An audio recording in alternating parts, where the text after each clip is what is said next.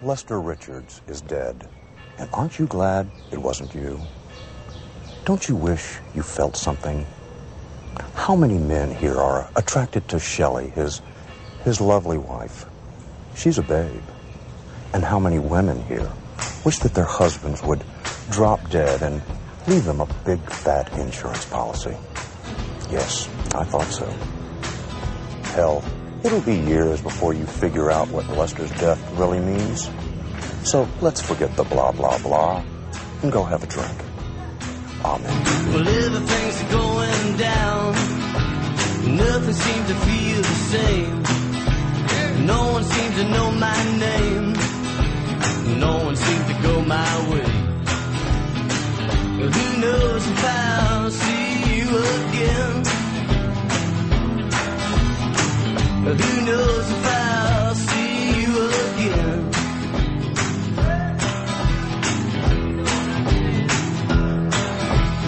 One more for the soulmate dreamers.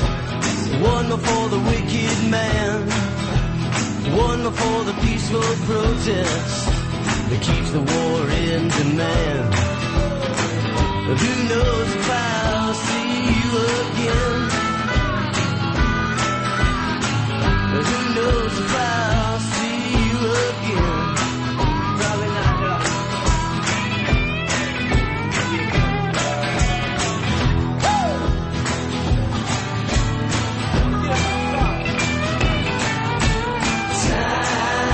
Time won't save our souls. Time won't save my soul. No. Time won't save our souls. Time won't save my soul. No.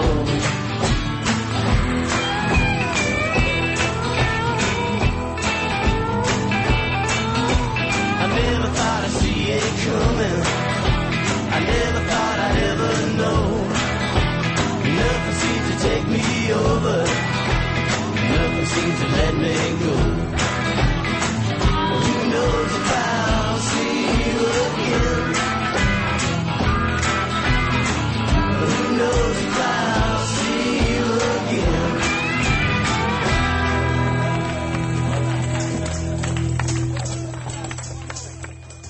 Okay, let's get down to it, boppers. Okay, let's get down to it, boppers. Our bodies.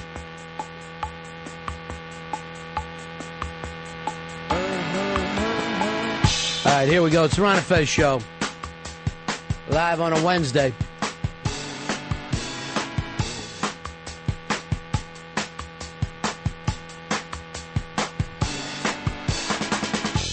We'll open up the phone lines. It's 866 Ron Zero Fez.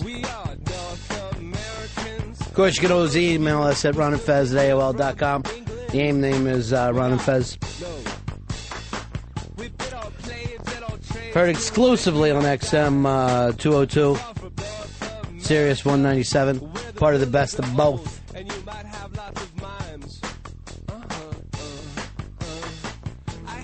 Ron Bennington, Fez Watley. Where is Fez right now? He's running late. Running late today? Yeah, he's running late right now. Has Earl talked to him?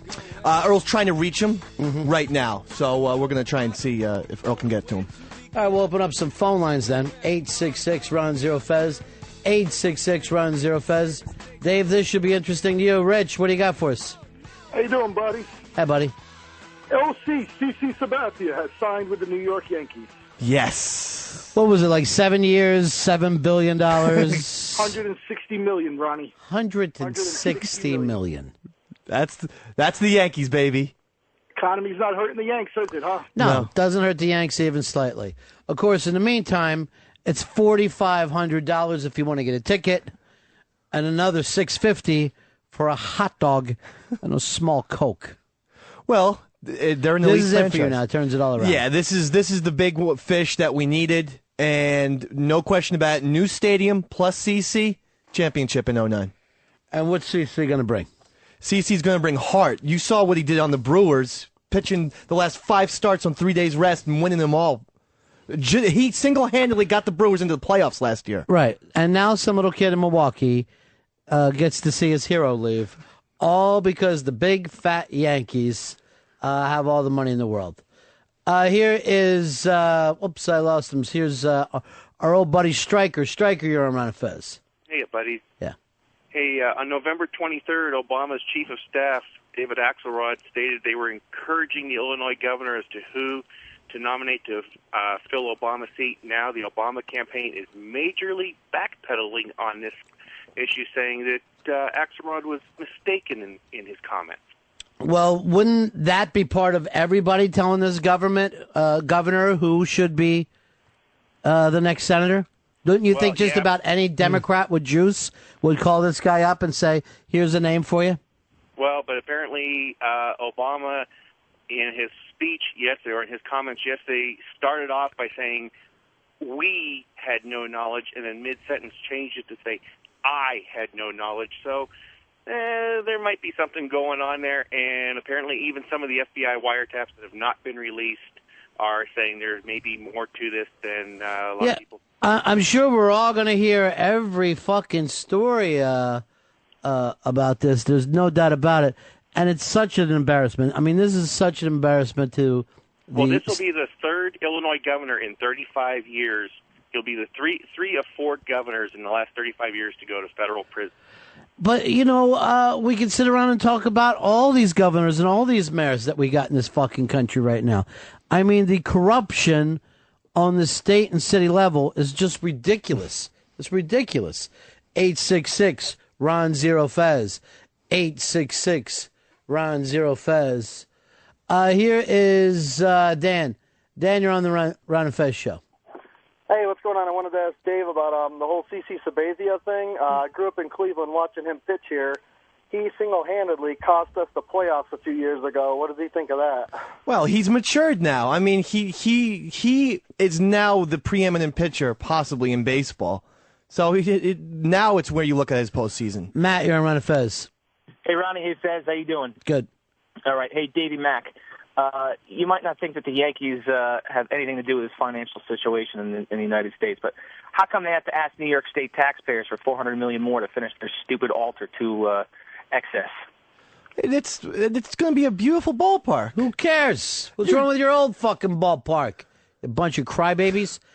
Either fucking pay your own fucking weight or stop acting like that you've now got $160 million for a fucking pitcher. Because I feel like the state just fucking bought this pitcher for you. If you're asking for $200 million and then turning around and giving it to this fucking idiot, Ken, you're on Ron and Fez. Hey, Ronnie B. Yeah. I don't know what it is, but as soon as I heard the opening on your show today, I figured this was going to be your best show yet. I don't know why, but I got this really odd feeling.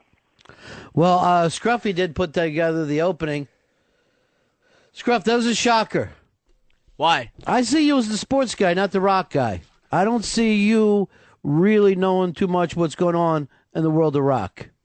No, I mean, I'm a big fan. I actually used to open my old radio show in college with that sometimes. Yeah. What was that old radio show called, Screech and Scruffy? I'm sorry. I tried to fucking pull you in and give you a compliment. I fucked up, big man. That's cool. It was the Sports Orgy. Everybody should check it out. It was a wonderful show. And the Schizopolis, also another flick everybody should check out. That's what that movie Here is Nick. Nick, you're on Ron and Fez. In college radio, we check a lot of things out, but... Fucking fuckholes. Yeah. What do you got, Nick? Fuck those Yankees and their fucking fuckholes. All right, that's one critique. Here is Wade. Wade, you're on the Ron and Fez show. Hey, Ronnie. Yeah. The MLB reporting that the Mets have signed K-Rod to a 3-year, $36 million deal to close their games for him. That's smart. What about K-Fed? Is he still unsigned? I'd like to see him get a deal. His changeup is not working these days. You know, the Illinois thing is so big right now.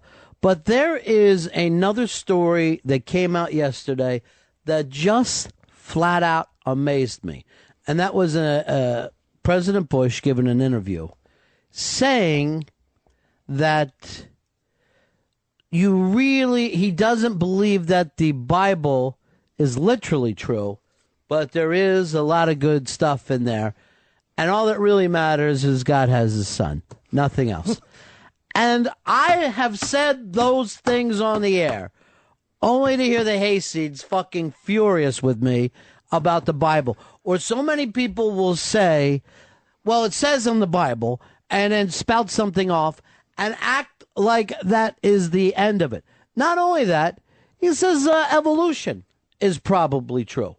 So here is the President of the United States, finally, before he leaves, saying shit that would have cost him the wave of Southern Christian voters. I just want to point out to the Southern Christian voters, you're fucking carrying a balloon down the midway. There is nobody of fucking learning who believes that book is literally true. They tell you that to get your money or to get you to vote for them or get you to follow them and push them into power somehow. So stop using that fucking thing to vote. Vote for yourself.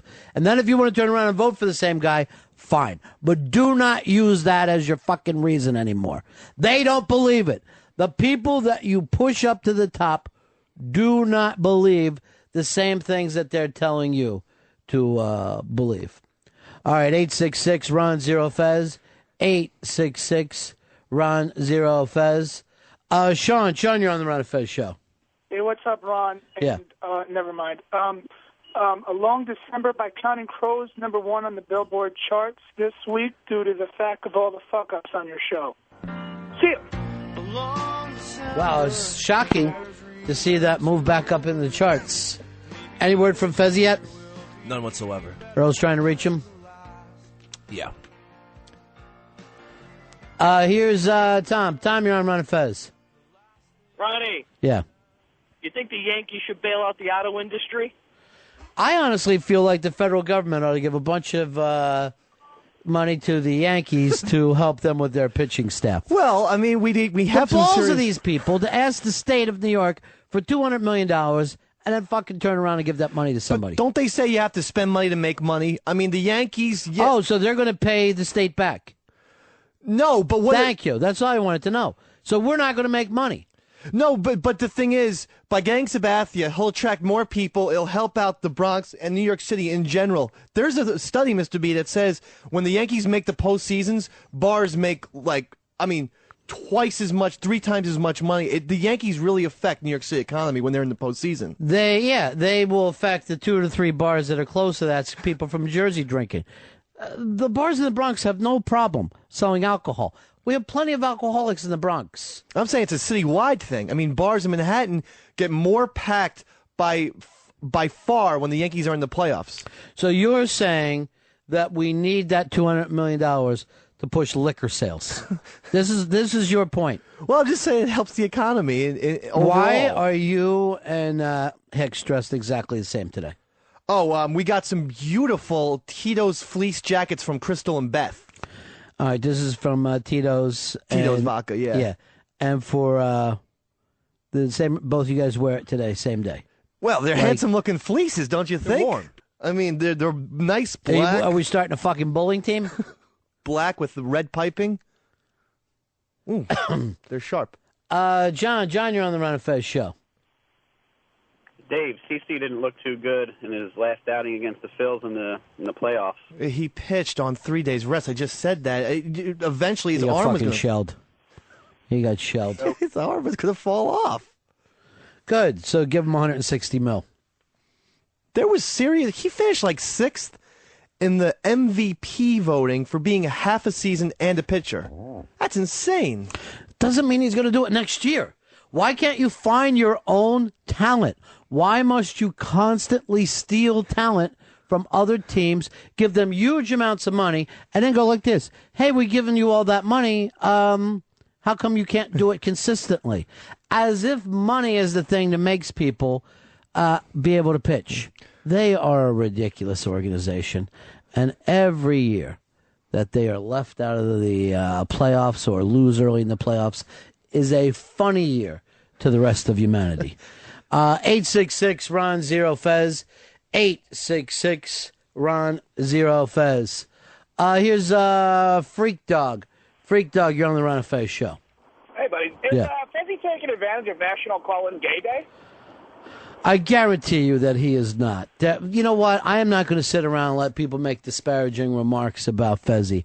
I mean, obviously, Ant got in a couple of good shots on Fez yesterday. Dropped him the one knee and made him cry like a girl. So what? That happens. But you don't equate that with calling a man the worst thing you can possibly call another man. So, no. If anything, Fez was attacked and killed on his way to work today. I would believe that. I would believe that he was shot on a subway before I would let anybody call him those words. All right, 866-RON-0-FEZ. 866-RON-0-FEZ. Here is Andrew. Andrew, you're on Ron and Fez. What's up, Ronnie B? I got an Ichiban for you today. What do you got? Apparently, Fran Drescher is taking a run at Hillary Clinton's Senate seat in the state of New York. Now, you don't take a run at it. You get to point it. Well, she's interested in that. Well, we're all interested. Every single one of us would love to say, first of all, you can be a senator without fucking running? Yes, we'd all like it. Hi, Senator Bobby Fleckman. I wouldn't want that. Who wouldn't want to just get a phone call? Show up in Washington tomorrow. You're a senator. We're going to swear you in. Or I got to ask anybody to vote for me? Nope. It's already done. This is like when you show up at your buddy's house and you're drinking and you and him go back to his house and he goes like this. You want to fuck my wife? This is the type of situation that he is. Now, of course, the next day, he's going to claim that you took advantage of him. So what? Frank, you're on Ron and Fez. What's Earl doing at work today? I thought it was calling Gay Day. I will say this. You've seen Earl, but I haven't seen him yet. Really? I thought he was calling Fez. He's pulled a shoeless Joe on us. He has just disappeared into corn somehow. Earl, what are you doing here today? It's You married? No. How old are you? I'm 38. Ever been married? I plan on it. Have you ever been married? No, I haven't been married. Well, you plan on it if they can repeal Prop 8. Why don't you do this? Go shopping. Take a day and just enjoy yourself. Oh, yes.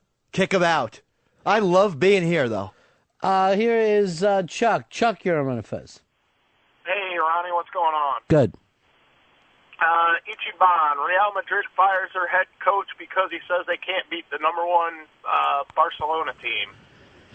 Yeah, something's going to happen there. I mean, you got to beat Barcelona. That's what this whole fucking league is about, right? Do you live in Spain? Yeah. Then you got to beat Barcelona. It's that simple. If you don't, some changes have to be made.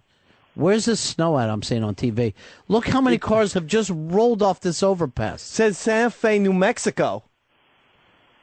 Wow. And then these are tornadoes in Louisiana. This is that extreme weather that you see that on the Weather Channel, where they have their own reality show. Do me a favor, Hicks. Don't let me look over and see you picking boogers in the middle of the show. It fucking annoys. He was in up to his elbow. Dirtbag. Up to his elbow. All right, we got Fezzy on the air today. Fezzy. Hi, Ronnie. How are you today? Is everything okay? Were you shot and killed on the subway? No, I was not shot and killed. I'm fine. I'm at home. Actually, I've just decided to take a personal day for myself. You're taking off? Yeah, just taking a personal day. Now, where are you calling from? The song Winchester Cathedral? No, what, bad connection? No, you sound like this. Oh, yowza, yowza, everybody comes in.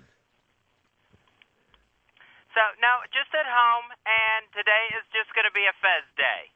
Oh. So. You're all right? You're not sick or anything? No, I'm not sick. It's just, it's a busy time of year. Christmas gifts to buy and wrap, tree to be decorated, busy, busy, busy.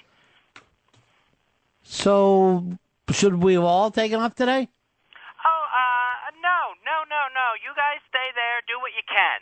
Do what you can today. I'm just going to take the day off. Just a random middle-of-the-week day to take off. That'll be just fine then, Fez. All right, buddy. So maybe I'll go see Milk again or something like that, or just go jean shopping or something. Just taking a day that I needed. All right, pal. Talk to you later then. All right, take care, everybody. All right, Good there luck. he goes. Fez Whatley, he's going to either go to the movies or jeans shopping. A little bit of a coincidence, though. Here is Joe. Joe, you're on the Ron and Fez show. Hey, guys, not only can you be a senator without being elected, you can be president, too. Gerald Ford was never elected president. He was appointed. Well, he was not only not elected president, but he wasn't elected vice president. He was appointed vice president. Then when the president stepped down, he was appointed president, and then the election came around and he lost. So I really don't see how his picture belongs up there with everybody else. And I would just say, nothing personal, but these are pictures of elected presidents. Elected presidents. And I love this story. George W. Bush doesn't believe in the Bible. Well, he doesn't believe it's all literally true. In other words, these are not facts. You are not reading a book of facts. Why couldn't he have said that 4 years ago, 8 years ago? He's just kicking everyone on his way out. I would really love the fact that if preachers would start to stand up there in their church and say, I want you to enjoy these stories. These are nice stories. Let's not take them too literally. And then start on from there. And then the rest of us could just have discussions. Here is John. John, you're on the Ron and Fez show. Ronnie, how you doing today? Good. Good. Hey, I got a question. Is it okay to call in to this show today, or does that make me gay? Well, why would it make you gay to call a radio show? Well, I didn't know if it was okay to call in. I think if you ever ask the question, does that make me gay? That's the fucking, that's what gay, that would be gay. Here's what I don't understand. What do gay people think they're getting out of this? Number one, it's not going to be affected. Number two, it's not going to hurt anybody. Won't they say this? For the next week, we're going to go after your chicks. We're going to spend a week acting like we like women and take your pussy away. Because would they get chicks? Absolutely. They dress nice. They watch what they eat. They're clean. They like fucking romantic comedies. They like Broadway. They like to dance. Women would fucking love to date fucking gay guys. And then gay guys would have to say, we're tired of the competition. Please, go marry each other and leave the rest of us alone. What if, what do you think of that, Fez? Fantastic idea, Ronnie. I'm calling you now. Where was he calling from? The Midway? What fucking call was that? Like a minstrel show. Worcester Cathedral. I'm taking the day off. Here is John. John, you're on Ron and Fez. Yeah, Ronnie B., if we think about this real hard, because he's probably lying to us, because he has lied to us in the past. When did Fez ever lie? Dave. When did Fez ever lie?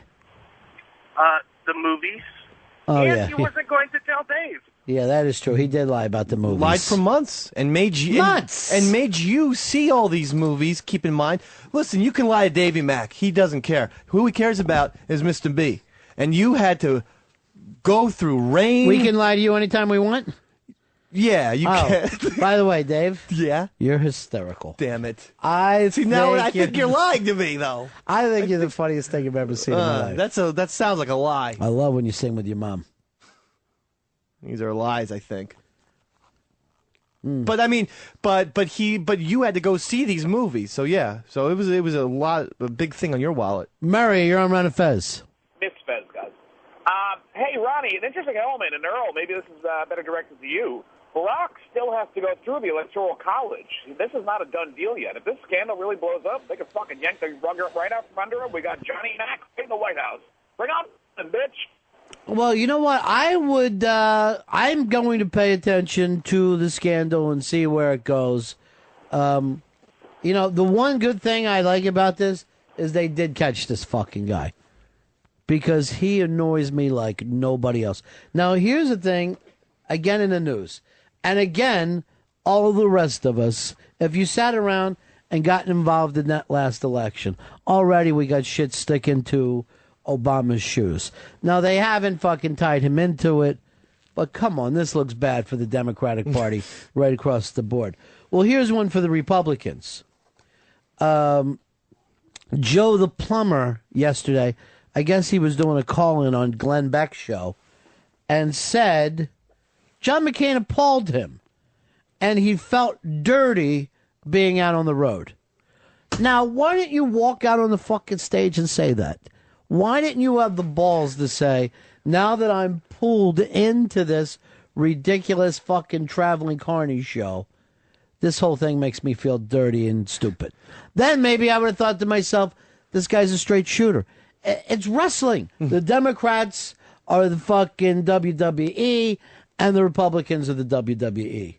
Joe the plumber liked the spotlight. Of course he did. So that's why he wasn't going to say anything then. And now that the spotlight's off him, he needs to get the spotlight back. Got to say something crazy. Exactly. Like Sidney McCain came on to me. He just when Hulk Hogan went to Hollywood Hogan right now. Do you think this is why like Bush is saying crazy stuff about the Bible? You think he's being outlandish now, going like this? By the way, the Bible is not true. I cannot believe that W said this. That he said, don't take it literally. The important thing is God had a son. Now, if that's all he said from the beginning, I'd have been able to sit down and, discuss things. But before, every time you try to talk to these people, and Earl is one of them, he uses the Bible as if he had the Guinness Book of Records. And wait a minute, let me look up. The 100 meters was won by Bolt. Well, now he's saying this. I'm more pissed off at the fact that if he had taken the Bible literally, we wouldn't have been in the war. That's bullshit. You need to go back and read it and stop picking and choosing. There's plenty of wars in that fucking Bible. Plenty. So stop acting like that's a book of peace. It is not. No, but if you're saying you're following Jesus, right? And you say... No, I'm not talking about Jesus. I'm talking about the Bible. No, but... What did Jesus write? Love one another as... No, he didn't. What did Jesus write? What he said... What did Jesus write? He didn't write anything. Thank you. Thank you. And why didn't he write anything down? Well, because he didn't think it was fucking important enough to do it. What? Him saying that this is my this is the one commandment I leave you? No, he didn't write that. You were taking that from somebody else's writing. Yes, but I'm taking that as... Why would you? Why would you trust anyone else? If you're a follower of Jesus, why would you trust what anybody else said about him? Not to mention all four Gospels, Earl, are different. Mark, you're on the Ron and Fez show. Hey, I just wanted to ask, with Fez being out today, where's Dave sitting? Dave is in the Fez chair. Right. I just wanted to make sure. It's not out to Fez's job or anything. Okay, thank you. Feeling good, having the phones, making sure the phones are on? What's that supposed to mean? No, I'm just making sure all the buttons are done. I'm making sure that the phones, people can get through, actually, today.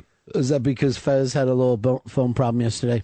Yeah. He couldn't get the phones on, so that's, one of the things that's going to be corrected when I'm in here. I swear to you, Ron. Can I point this out to you? Yeah. That happened for 2 seconds yesterday.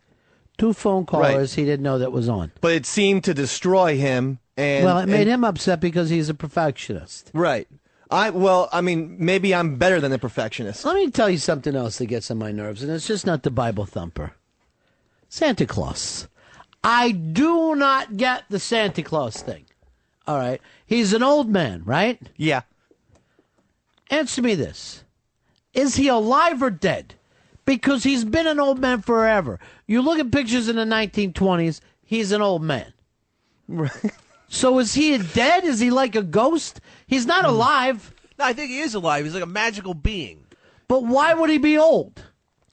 Well, he's been around for centuries. I always thought of Santa like Yoda in that, he has a long life. Or Noah, for that matter, was, 1,000 years old. Santa's the same way.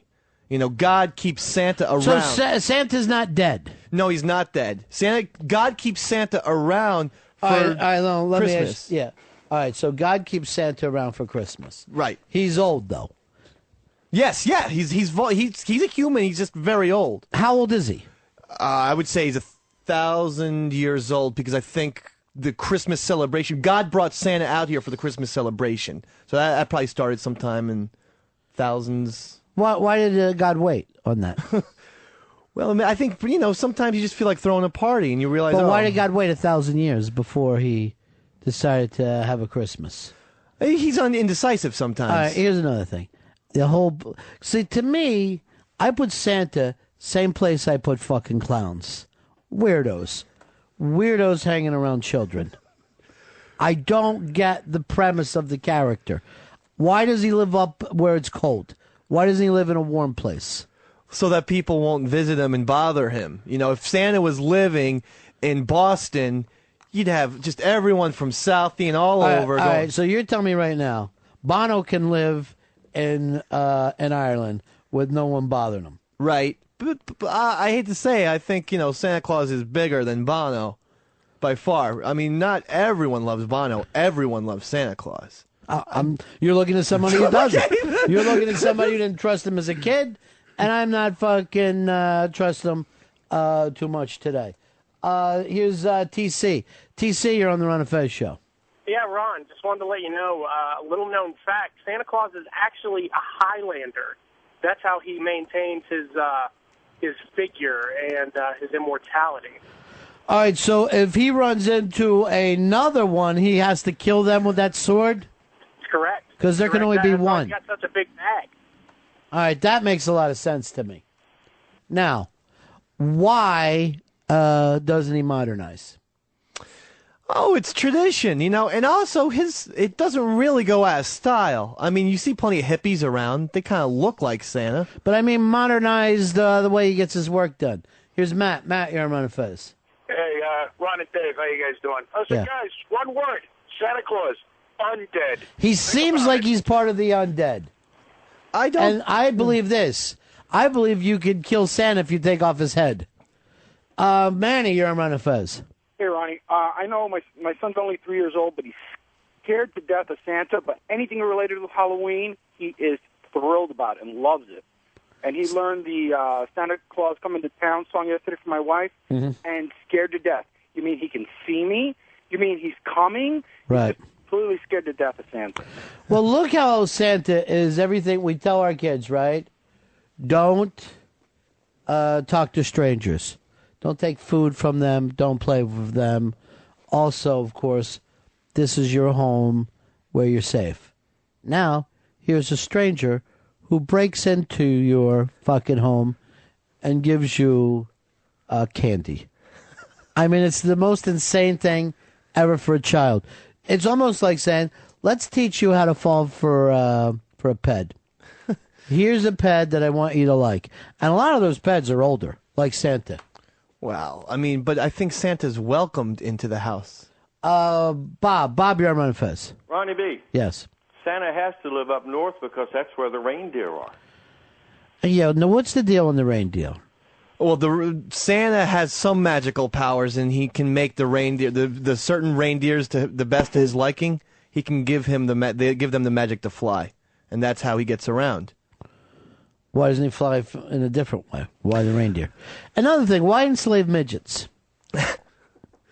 Well, I think that he lives, they kind of live in igloos over there. Igloos, so they're Eskimos. Well, I mean, not Eskimos, and so you're not going to be very tall. It's a lot easier to have. So you think that the reason why that they're short is because their homes are small? Exactly. You think humans are the same as goldfish. As they move into a bigger space, they grow.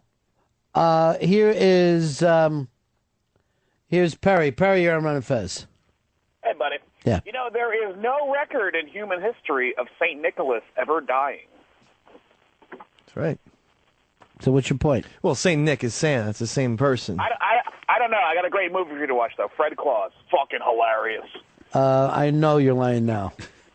Now I know you're a liar. John, you're on Ron and Fez. Yeah, okay, the idiot Dave, tell me this one. He flies around on this sled, but my son got an iPod from Santa last Christmas. How's that happen? Why is he upgrading his toys and in this business now with Apple, I guess? I mean, who makes the iPod that you get for Christmas? Well, Santa has elves, right? Yeah. They're making stuff. Right. Are they making iPods? Because if they are, that, my friend, is a knockoff, and we ought to be sending the feds in there. Well, that's the way I was brought up. Who's making those iPods? Santa and his elves make the actual iPods. Yes. That is a product by the trademark Apple Corporation, and Santa is a black marketeer. Well, the thing is, I'm sure Santa gives some kind of kickback to Apple. I'm sure. Based on what? Show me the records. Because that needs to be taxed. Well, I mean, because he's so old, he probably has accrued a lot of money. But show me the paperwork then. Show me the paperwork. What is it, Bible boy? No, do these elves have health insurance? Is he taking care of them? Are they being well fed and taken care of? Why does that matter to you, Earl? No, I'm just saying if Dave is like, hey, they're being, they live in igloos and all this stuff. Are they being well taken care of? They're igloos, not Negroes. Don't confuse those two. Pat, you're on Ron and Fez. Hey, what's going on today? I want to know what exact Bible does Earl take as canon? Which specific edition of the Bible? And I always thought Santa was kind of like Max von Sydow, kind of just ageless. Oh, all right, interesting. Thanks. First of all, what Bible are you? I'm always New King James Version. That was the one written by the who? I believe that was King James, and he was British? Yes. Yes. So you're now part of that monarchy, the British monarchy. It's just the most, like, again, New King James, the way that the New King James takes out all the ye's and thou's and basically puts it into everyday English that we speak now. Right. And that makes you feel how? You don't need a direct translation? You like to hear some fucking hip-hop phrases in the Bible. There's no hip-hop phrases. Don't go dissing your mother and father. There are versions like that, but I always go New King James. Here is Reed. Reed, you're on Ron and Fez. What about Mrs. Claus? She seems to live forever, too, but she doesn't have any powers that he has. And also, why don't they have any kids? It's kind of weird. If they love kids so much, why don't they have them? Yeah, if they love kids, what's wrong? Well, they're both very old. They can't have children now. At one point, they could have. They could have. Why yeah. did they get married? Well, I think Mrs. Claus was a human, but she's now become immortal, too, because Santa's made her immortal. Sort of like a vampire. All right, so he bit her, and now she can live forever. I'm not saying a little. Bobby J, you're on Ron and Fez. Hey, buddy. I have an Ichiban for you. Yeah. Santa Claus called in sick today. I wouldn't doubt it. I would not doubt he wasn't taking a gay day for himself. Yep. All right. See you. Goodbye, Bobby. All right, this is, of course, in the folklore and legends of the Netherlands. So this has been handed to me. Black Pete is the companion of St. Nicholas. We talked about this before because of that David Sedaris bit. Black is often portrayed as mischievous. So they give good toys to children. And then according to this folklore, Earl, the parents tell them if they've been bad, Black Pete will come and grab them, put them in a duffel bag, and take them to Spain as a punishment. What, again? So black people will take you to Spain. Why is it, again, black? Why does every black always has to be associated with evil? Yes. Yeah, that's about it. Common sense, really. Yeah. Black plague. Sure, you're on Ron and Fez. Hey, Ronnie. Yeah. Redhead Freak says what? When my kids were younger, on Christmas Eve, I had to go to a blues club every night. I was managing bands at the time. And when I left the house, I used to give them this. Dad has to go meet Santa tonight. I know it's Christmas Eve. To teach him how to break into the locks because people don't have chimneys anymore. And the kids would buy this hook, line, and sinker. Why wouldn't they? You're their father. Why wouldn't they believe you? Why do people think it's so wonderful to lie to their children? Of course they believe you. You don't have any choice when you're 4 years old. You've never seen your dad completely fuck up yet. So you're like, well, it all seems okay. John, you're on Ron and Fez. Yeah, I just wanted to say, if there's some crazy old bearded guy in the mall wanted your kid to sit on their lap, you'd run away. But you throw a red suit on him, and you're snapping pictures. He's practically homeless.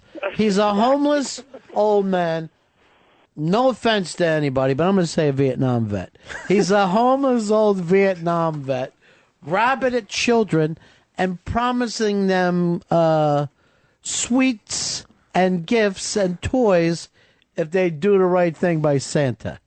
Yeah. Who the fuck is this fat fuck to judge your children? First of all, we're a goddamn society that won't listen to teachers anymore. But this fat bearded bastard, sure, do whatever you want. Well, I mean, it's nice, It's something. It improves kids' behavior. Thank God. Is Juliana too young to know that Jews don't get anything for Christmas? First of all, she's part Jewish, and we've set up our whole house. It's all Christmas right now. Jeff, you're on the Ron and Fez show. Hey, Ronnie B, you sound like $1 million. Thank you, friend. Hey, I just want to wish you guys a Merry Christmas, too, early. Hey, I got the top 4 reasons why Santa employs elves. Number 1, don't have to feed them much. Number 2, don't have to pay them much.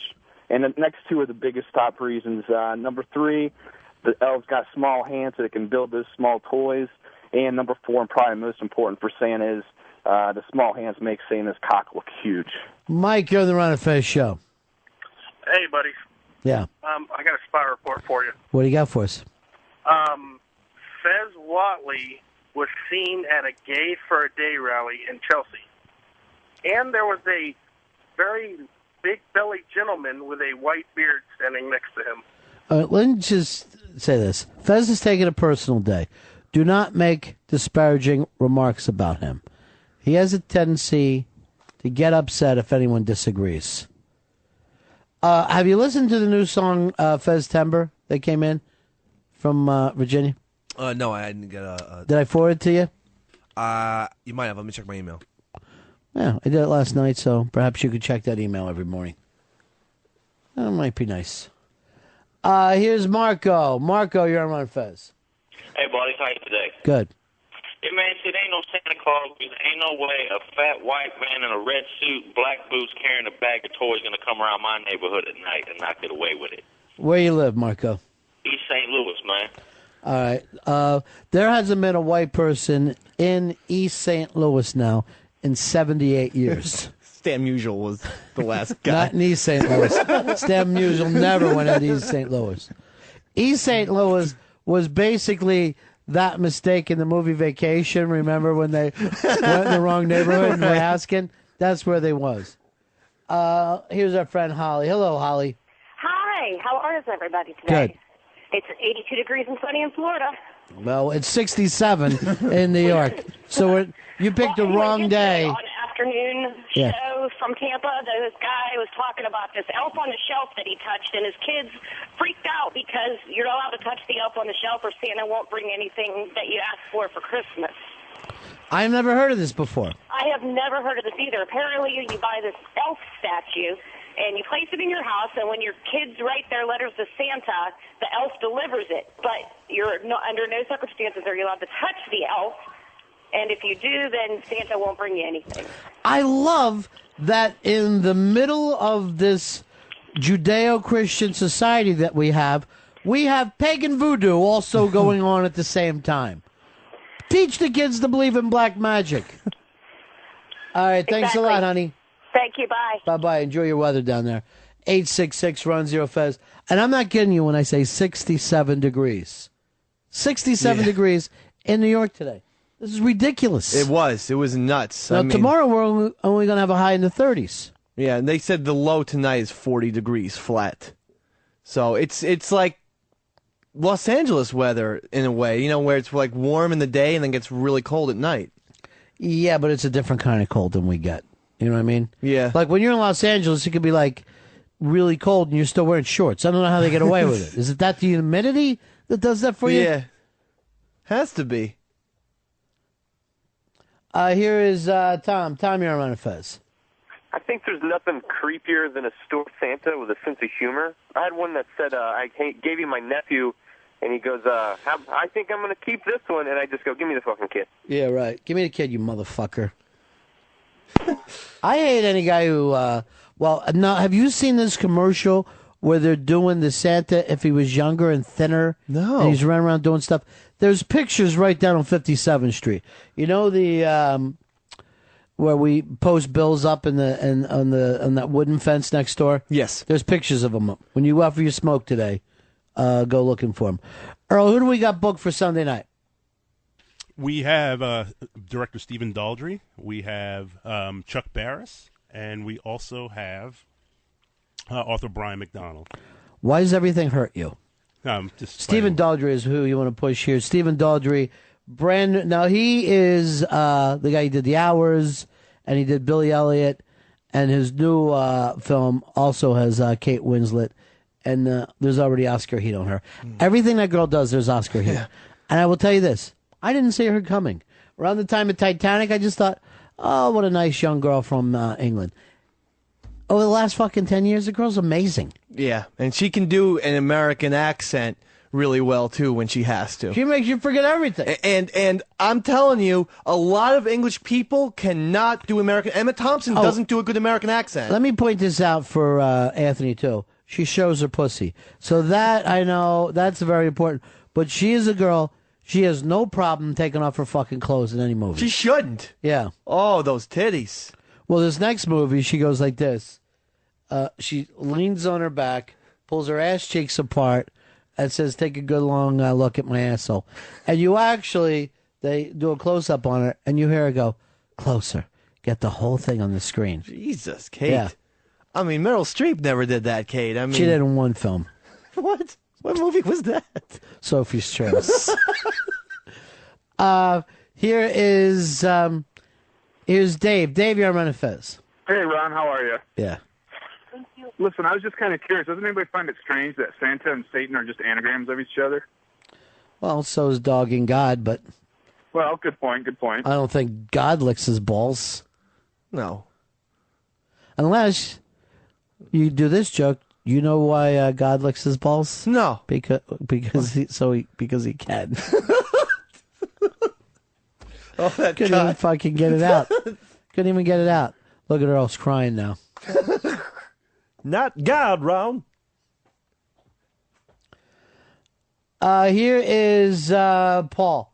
Paul, you're on the Ron and Fez show. Yeah, I just want to say to Dave, not everybody loves Santa.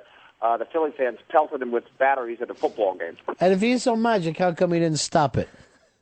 Well, he's peaceful. You know, he's a pacifist. I mean, he's not gonna. Well, if he's a pacifist, why is he not giving out fucking things to everybody?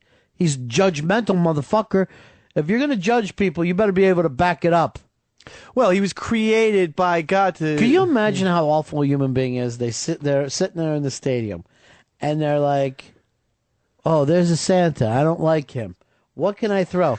I know. I'll take the batteries out of my radio and throw that at the son of a bitch. You're actually taking apart your own radio. Now you can't use it.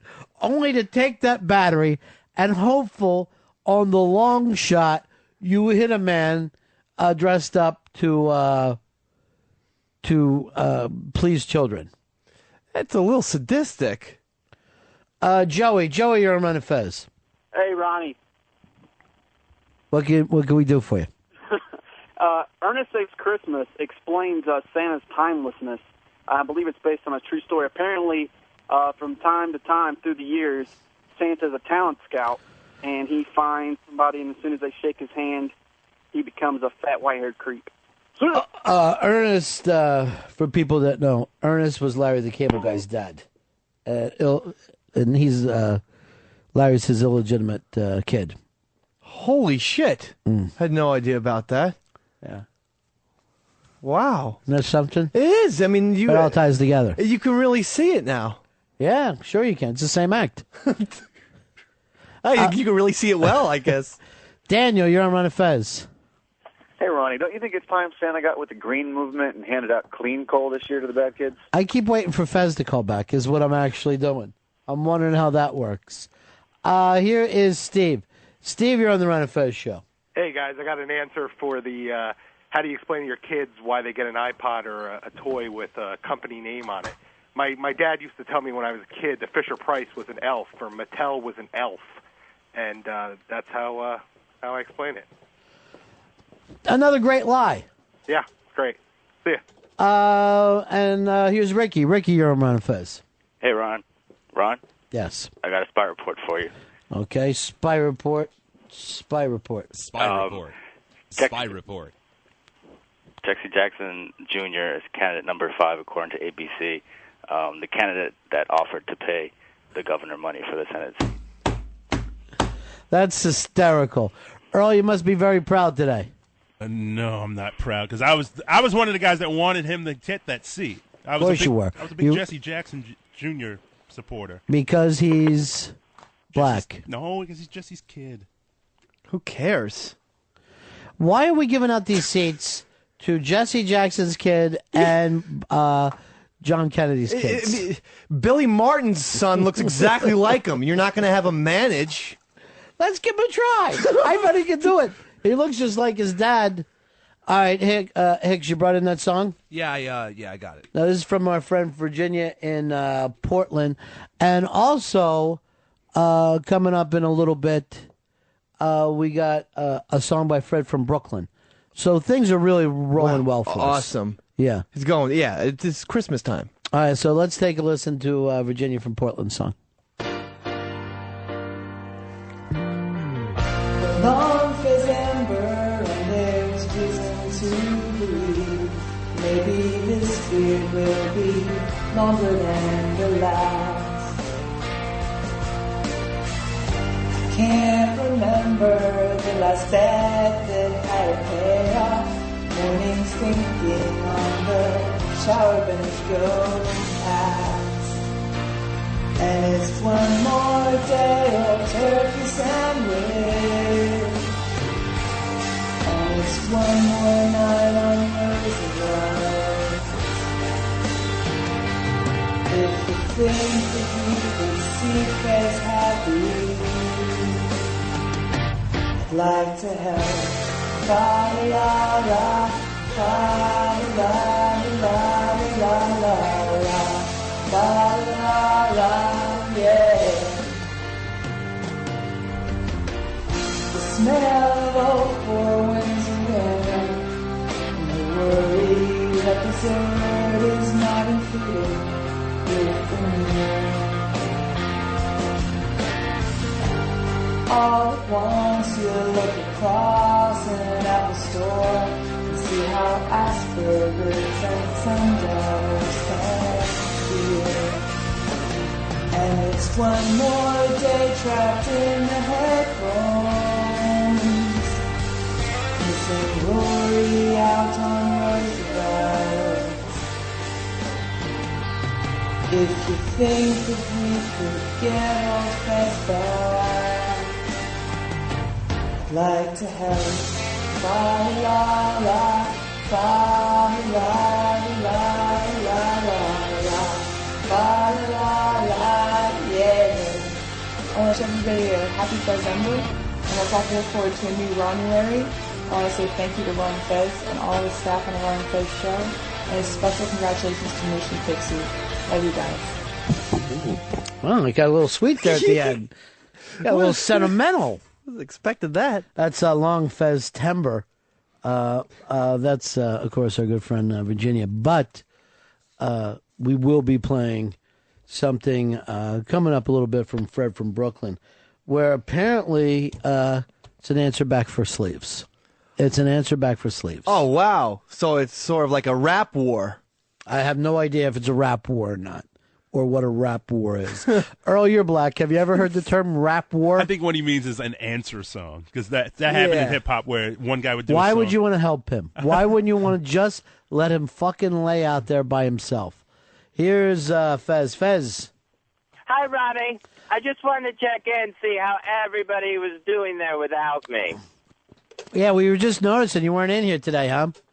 Yeah, I'm taking a personal day. Right now, I'm just getting ready to hop in the tub and have a couple of bowls of Count Chocula. Just a day to myself. Ah. All right, buddy. So not a lot getting done over there, I bet, huh? That's just a regular show. That's pretty good. Pretty tough. Pretty tough in there? No, not really. We're just treating it like you had another heart attack. Okay. Well, I can't always be there to bail everybody out, Yeah, we understand that. So. Yeah, we're just going to fill up with water then, I guess, and sink without you. But don't worry. I talked to Hicks, and he said he'd cry for us later today. All right, but, so I just need today off, that's all. Right. And I may need Earl to look up some movie times for me later on. Not doing any work today, just a Fez day. All right, buddy. Okay. All right, So, see you later. All right, hang in there, everyone. Yeah, everything's good. Okay. All right. Bye. Bye. There he goes, his Fez. I'd like to say that phone call was brought to you by me being able to work the phones. Oh, now you get strong. Now you get fucking strong that he hung up. Jerome, you're on Ron and Fez. Ronnie, what was that last song? That was horrible. Fez Couldn't even Timber. understand the words. Yeah, there's a little bit of problem on the production side. I thought we were supposed to have some good stuff this year. Wow, cruelty. Boy, this is just a mean and cruel audience that we have here. Joker, you're on Ron and Fez. Hey, man, if you guys ever play that song again, I'm going to pull over and blow my brains out. That sounded like Count Chocula. You just said Count Chocula? In fucking 40 seconds, the name Count Chocula comes up twice. Jerry, you're on Ron and Fez. Hey, if Fez was attempting to take Gay Day off, he failed because he's been on the radio twice now. And actually, I'm going over my notes here. He's talked more today than any other day in the last 3 months. So I think having him at home is working out. It's a valuable notebook you have. Bungie, you're on the Ron and Fez show. Yeah, hey, I just wanted to make a comment about the debates about the Bible and whatnot. I would recommend that your listeners go read a couple of books, one by Josh McDowell named Evidence That Demands a Verdict. Also, Simon Greenleaf wrote a book called The Testimony of the Four Evangelists. And then the book by Lee Strobel named The Case for Christ, all of them referring to first century evidence and second century evidence that supports the validity of the New Testament. Then why won't please call the White House and tell them that? Well, I'm calling you. Well, the President of the United States doesn't agree with you. Well, I'm not here to talk to the President. I'm talking to you, and I would recommend that you might take some time to do a little bit of research before you make some comments. All I'm doing is backing up the President of the United States. Why can't you support him? So you're not culpable? He's what? You're not culpable? No, I'm not culpable. What am I? I'm a fucking guy who reads something and puts it out. My fucking point from the beginning is not only are these books that you're saying, but scientifically, we still haven't come up with the fact of whether or not there was a physical Jesus Christ walking on the earth. I thought there was until this year. It's not even a scientific question. Asking about someone, if somebody actually lived in history, that's not a question of science. So you're confusing the... No, I'm not confusing. I'm saying we don't have physical evidence or even any literature at all to prove by people in that time that he lived here. So look that up before you fucking call me back with 3 different books. 866-RON-0-FEZ. 866 Ron Zero Fez. Here is Leo. Leo, you're on Ron and Fez. Hey, Ronnie. Yeah. Maybe with Fez out today, you should pull out soundboard Fez. I might bring him out. I might bring him back from one last. Well, you know what? That probably wouldn't be fair to Fez. You know, if he's doing this as a protest, let's let him have his day. Yeah. Every dog's got to have his day. And this is Fez dog. That's his day. Yeah, I mean, it's a little strange that he's not here. I love the fact all those people wanted to back the president because he had the voice of God. We had Baldwin in here, who believes in the Bible literally. That's why he went out and campaigned for the president. And now the president's saying at the end of it, I don't really take that literally. I just think God had a son. I think his name was Jesus. That's all. I also thought born-agains are supposed to, without question, believe that the Bible's literal. And if he's a born-again, then he's going against what born-agains are supposed to be for. Yeah, but he's also, been to fucking Harvard. He knows the difference. Here's Tim. Tim, you're on Ron and Fez. Tim, once. Yeah, hey, did Fez just say that he was having 2 balls from Count Chocula? Chocula. Oh, I thought he said 2 balls of Count Chocula. Yeah. I didn't even know what that mean. Was that like a thing of eating Count Chocula in the tub? Did that mean something? I guess he fills his bathtub with cereal. It was strange. All right, we'll take a break here. It's the Ron and Fez Show. XM 202, Sirius 197. Hey, Dave, did you know that office Christmas parties are the leading causes of infidelity? Jesus, no. You know, in a recent article, 49% of the people said if given the opportunity, they would have a quickie with a coworker at this year's office party. Well, Ashley Madison understands the temptation to play with somebody else's toys and wants you to know that there's a safer place to get a little action on the side. Go over to ashleymadison.com. That's the #1 dating service for married people who are feeling neglected at home and looking for a little action on the outside. Now, you, Dave, you've been married how long? I've been married a year and a half. All right, so you're ready to start looking around. Well, Here's particularly at Christmas. Okay. Because I'll tell you something right now, Dave, and I've been married a lot longer than you. So I'm going to let you in on this. When you go to ashleymadison.com, it's so much fun. You just sign up, you meet people, nobody else knows about it, and you get to cheat. Now, the beauty there is you're not just cheating on your wife. You're also cheating on your children. AshleyMadison.com. It gives you a place to go. I was looking at some of the women on there. Some of them like scary redheads. Really? Perfect for you. That's my site. There's a broad on there that said she likes scary redheads with crazy, scraggly beards. That could be for you. Yeah. A new person every 20 seconds comes in to AshleyMadison.com. I've got Fez on the line here. Fez. Yes, Ronnie. Do you feel like Dave is ready for AshleyMadison.com? Oh, Dave, I think Dave is more than ready for AshleyMadison.com. Because if Dave can't hook up with somebody, they'll give him his money back guaranteed. AshleyMadison.com is guaranteed. Well, then he'll need that because some of these people are going to meet you. A new broad every 20 seconds. Oh, yes.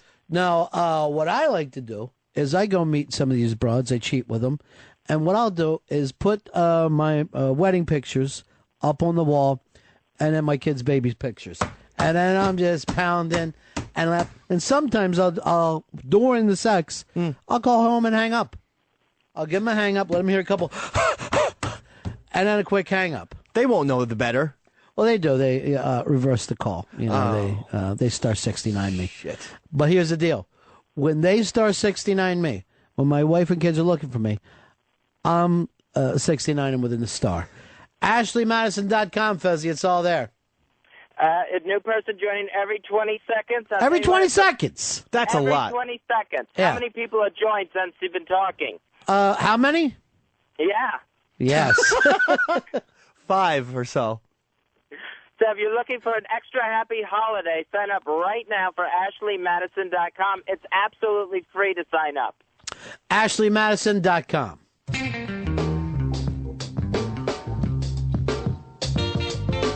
No way, Corky. You're not putting up with these people.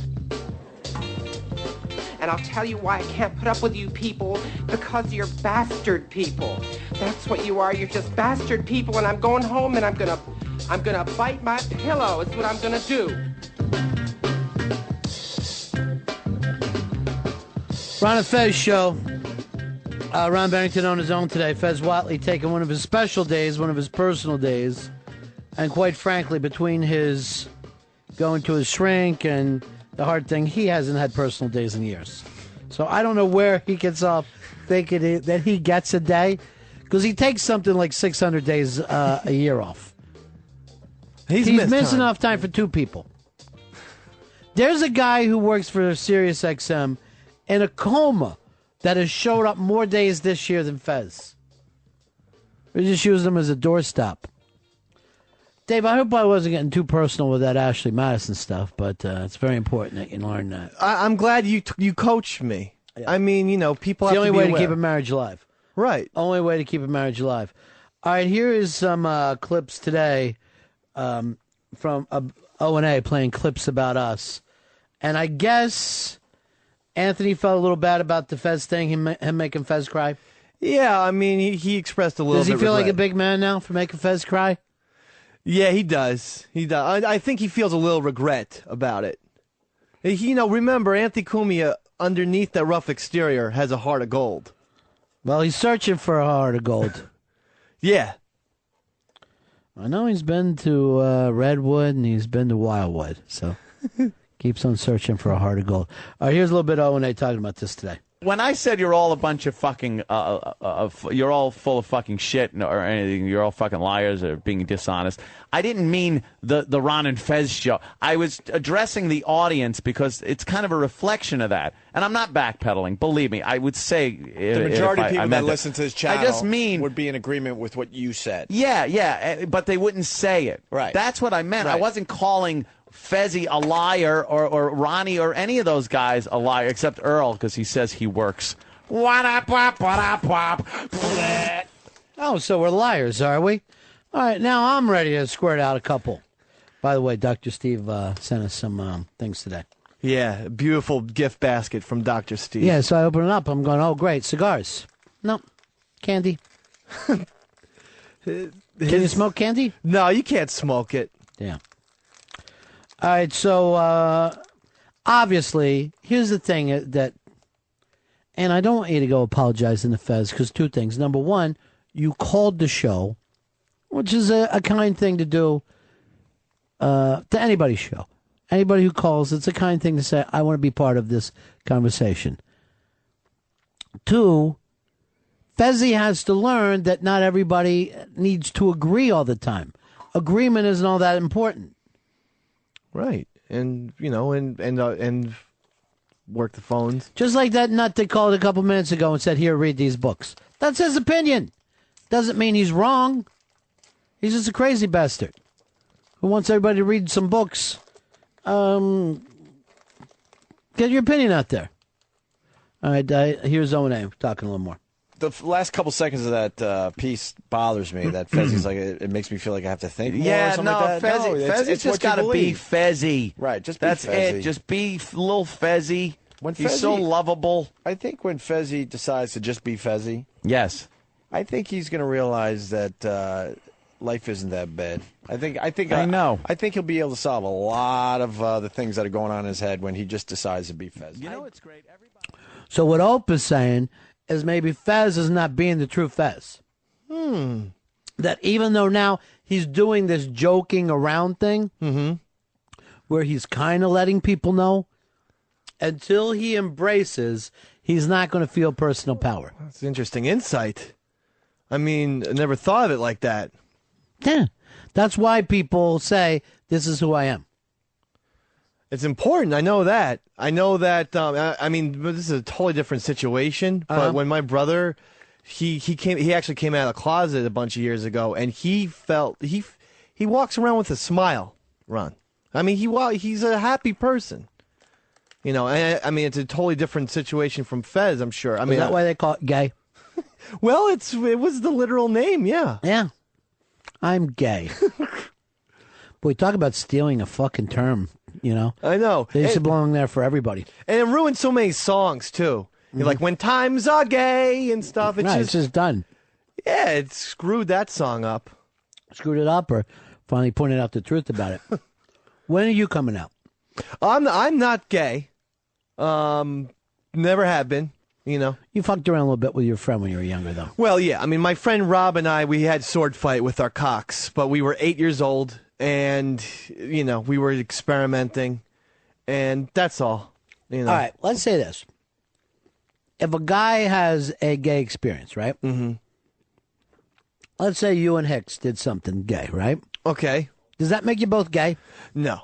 Not to me. I think to be gay, you have to really want to make out with the person. You have to have it in your stomach. Pepper could give me a hand job, and he nor I would be gay. See, I was watching Jon Stewart last night, and he was saying religious people make a choice of what religion they want to join, and they're a minority. And that's more of a choice than whether you're gay or not. But I do kind of feel like, to me, gay is a choice. And I don't mean that in a bad way, because I think everybody's free to make every choice. But a lot of people get mad at me when I go, I think, you make a choice, just like the same way you make a choice whatever chick you're with. Yeah, but I mean, I think their thing is that they don't have a choice to be attracted to men if So they're what? a man. Like, that isn't a choice for them. But here's the deal. Let's say a lot of heterosexuals, right? Uh-huh. They go into fucking prison. Then they make the choice to be gay while they're in prison. You know what I'm saying? Yes. Like, anybody will live that lifestyle if forced to. Let's say there was some disease that fucking killed every woman. Mm-hmm. All the men, all the heterosexual men on the planet would start having sex with each other. Might not happen in 2 days, but it would happen. I suppose, but I mean, Let's do an experiment. Let's kill every woman. But that's an extreme scenario. I mean, I think then we would even adapt. Men could probably Well, have you got it in prison. Yeah. You're not seeing a lot of effeminate men. They're not effeminate. That what happens is fucking tough guys have sex with fucking effeminate women. Choice. Or men. Men that they turn into women. But even there, like, it's not necessarily their choice, I don't think, because they're only with men. Like, that's it. Yeah, but you got the choice of who you're going to be with. A man... Whether you're going to do it or not. But, I mean, most men they need to have, to get that out of their system. They Right. need to have sex. So, I'm sure if they allowed, like, a woman in there, all the men would strive for her, even if Right. yeah. So what? So it's still a choice. Well, I mean, I think that their choices have been taken away from them. Like, they're only faced All with right, well, guys. Right. So are your choices being taken away because you can't have Angelina Jolie? No, it's not. I mean, really, it is. Because Yeah, I wouldn't mean- you rather? Then, no, I mean, yeah, I'd love to bang Angelina Jolie, yes. All right, but that's not a choice for you. Does that mean that you're not straight? No, that does, yeah. What's on this line that you just have little dots? That's Fez. Was he just that guy? Come on over here, Scruff. Come on over and look at my thing. And just let me know if I'm insane. So you put up little dots? You got the crazy man. The name column should say Fez, and it says Fez on my screen, but sadly it doesn't on your screen. What's it say for comments? Comments, it says stars all through there, because that's usually the most important people we put stars next to. I didn't know that. I apologize for that. Fez, what is it? I heard you guys playing those clips of the O&A show today. Yeah. And I didn't know they worked today. They were in today? Yeah, they both worked.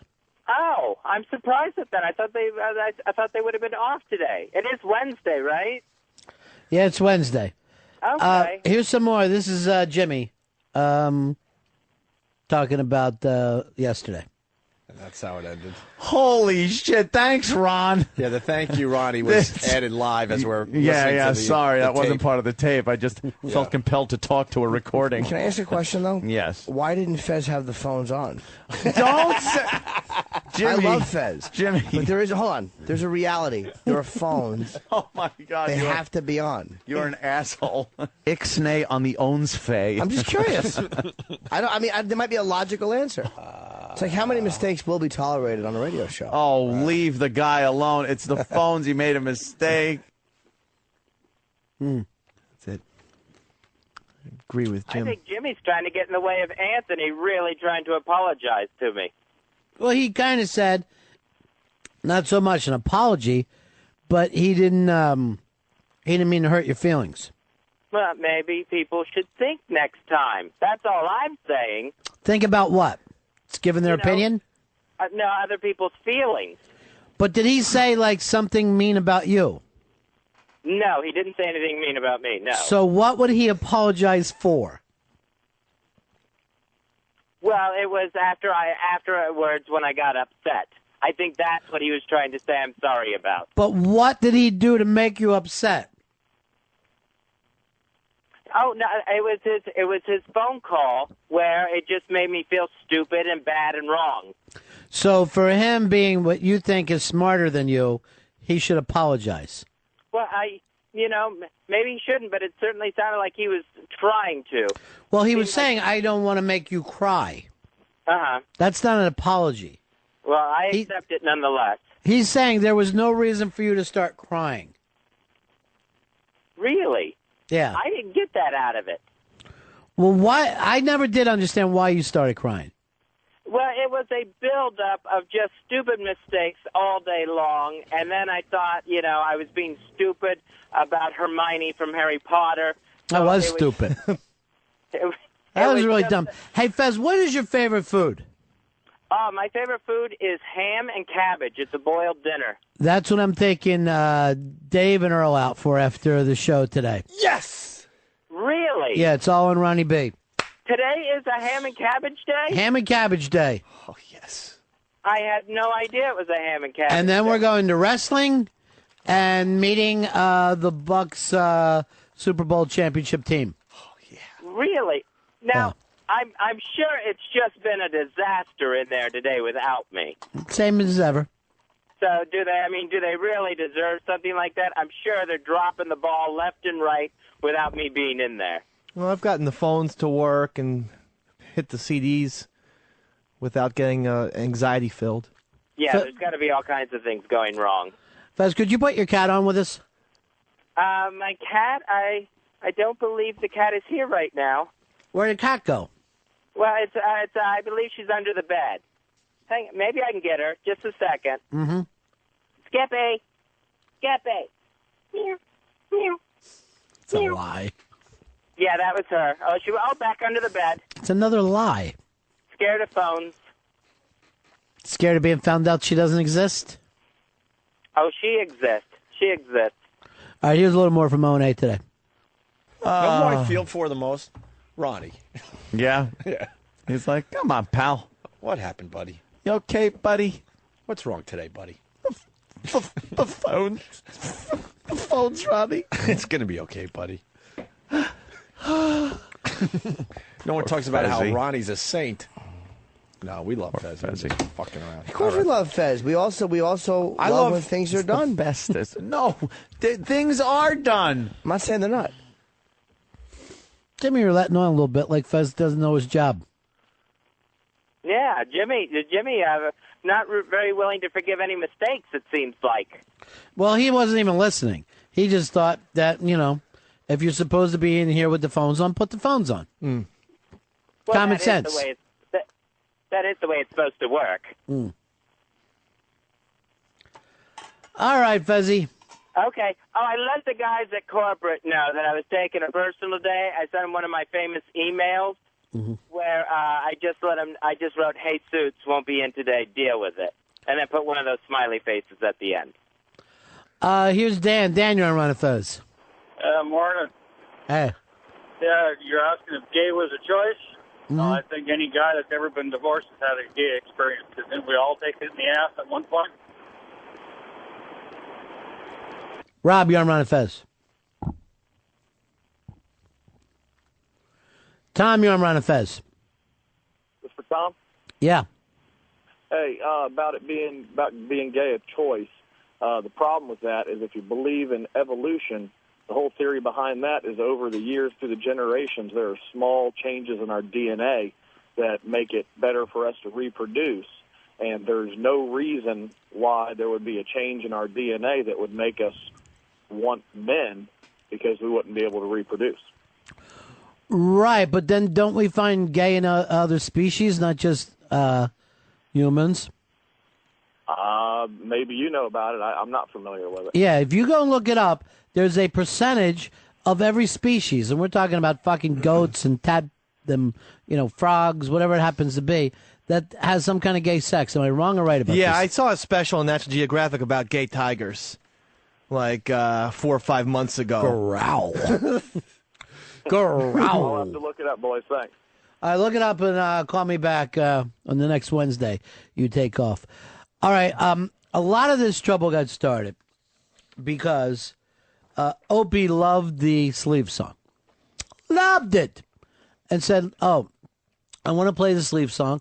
I'll make sure I plug them, and it's all going to be good." Well, Anthony happened not to like the Sleeve song, Right. and I believe neither did Jimmy. Right? Right. He didn't like it either. They were both very hard on Sleeve song, which was a masterpiece. Again, but all this stuff is just opinion. Just like we were explaining to Fez. Like, there's some people think Dane Cook is the funniest person in the world, and other people do not. Uh-huh. Who's right? Well, no one's right, but yes, the people who don't think he's funny are right. But that doesn't mean that everybody else has to stop laughing. Yeah, but there's ways to go about it, and they kind of, I thought, were a little too rough on him. And well, Opie you're not was the nice. only one. So did Fred from Brooklyn. So Fred did this. I believe it's called Ode to Sleeves. Is that the name of it? Ode to Sleeves, yeah. Ode to Sleeves. This is by our own Fred from Brooklyn.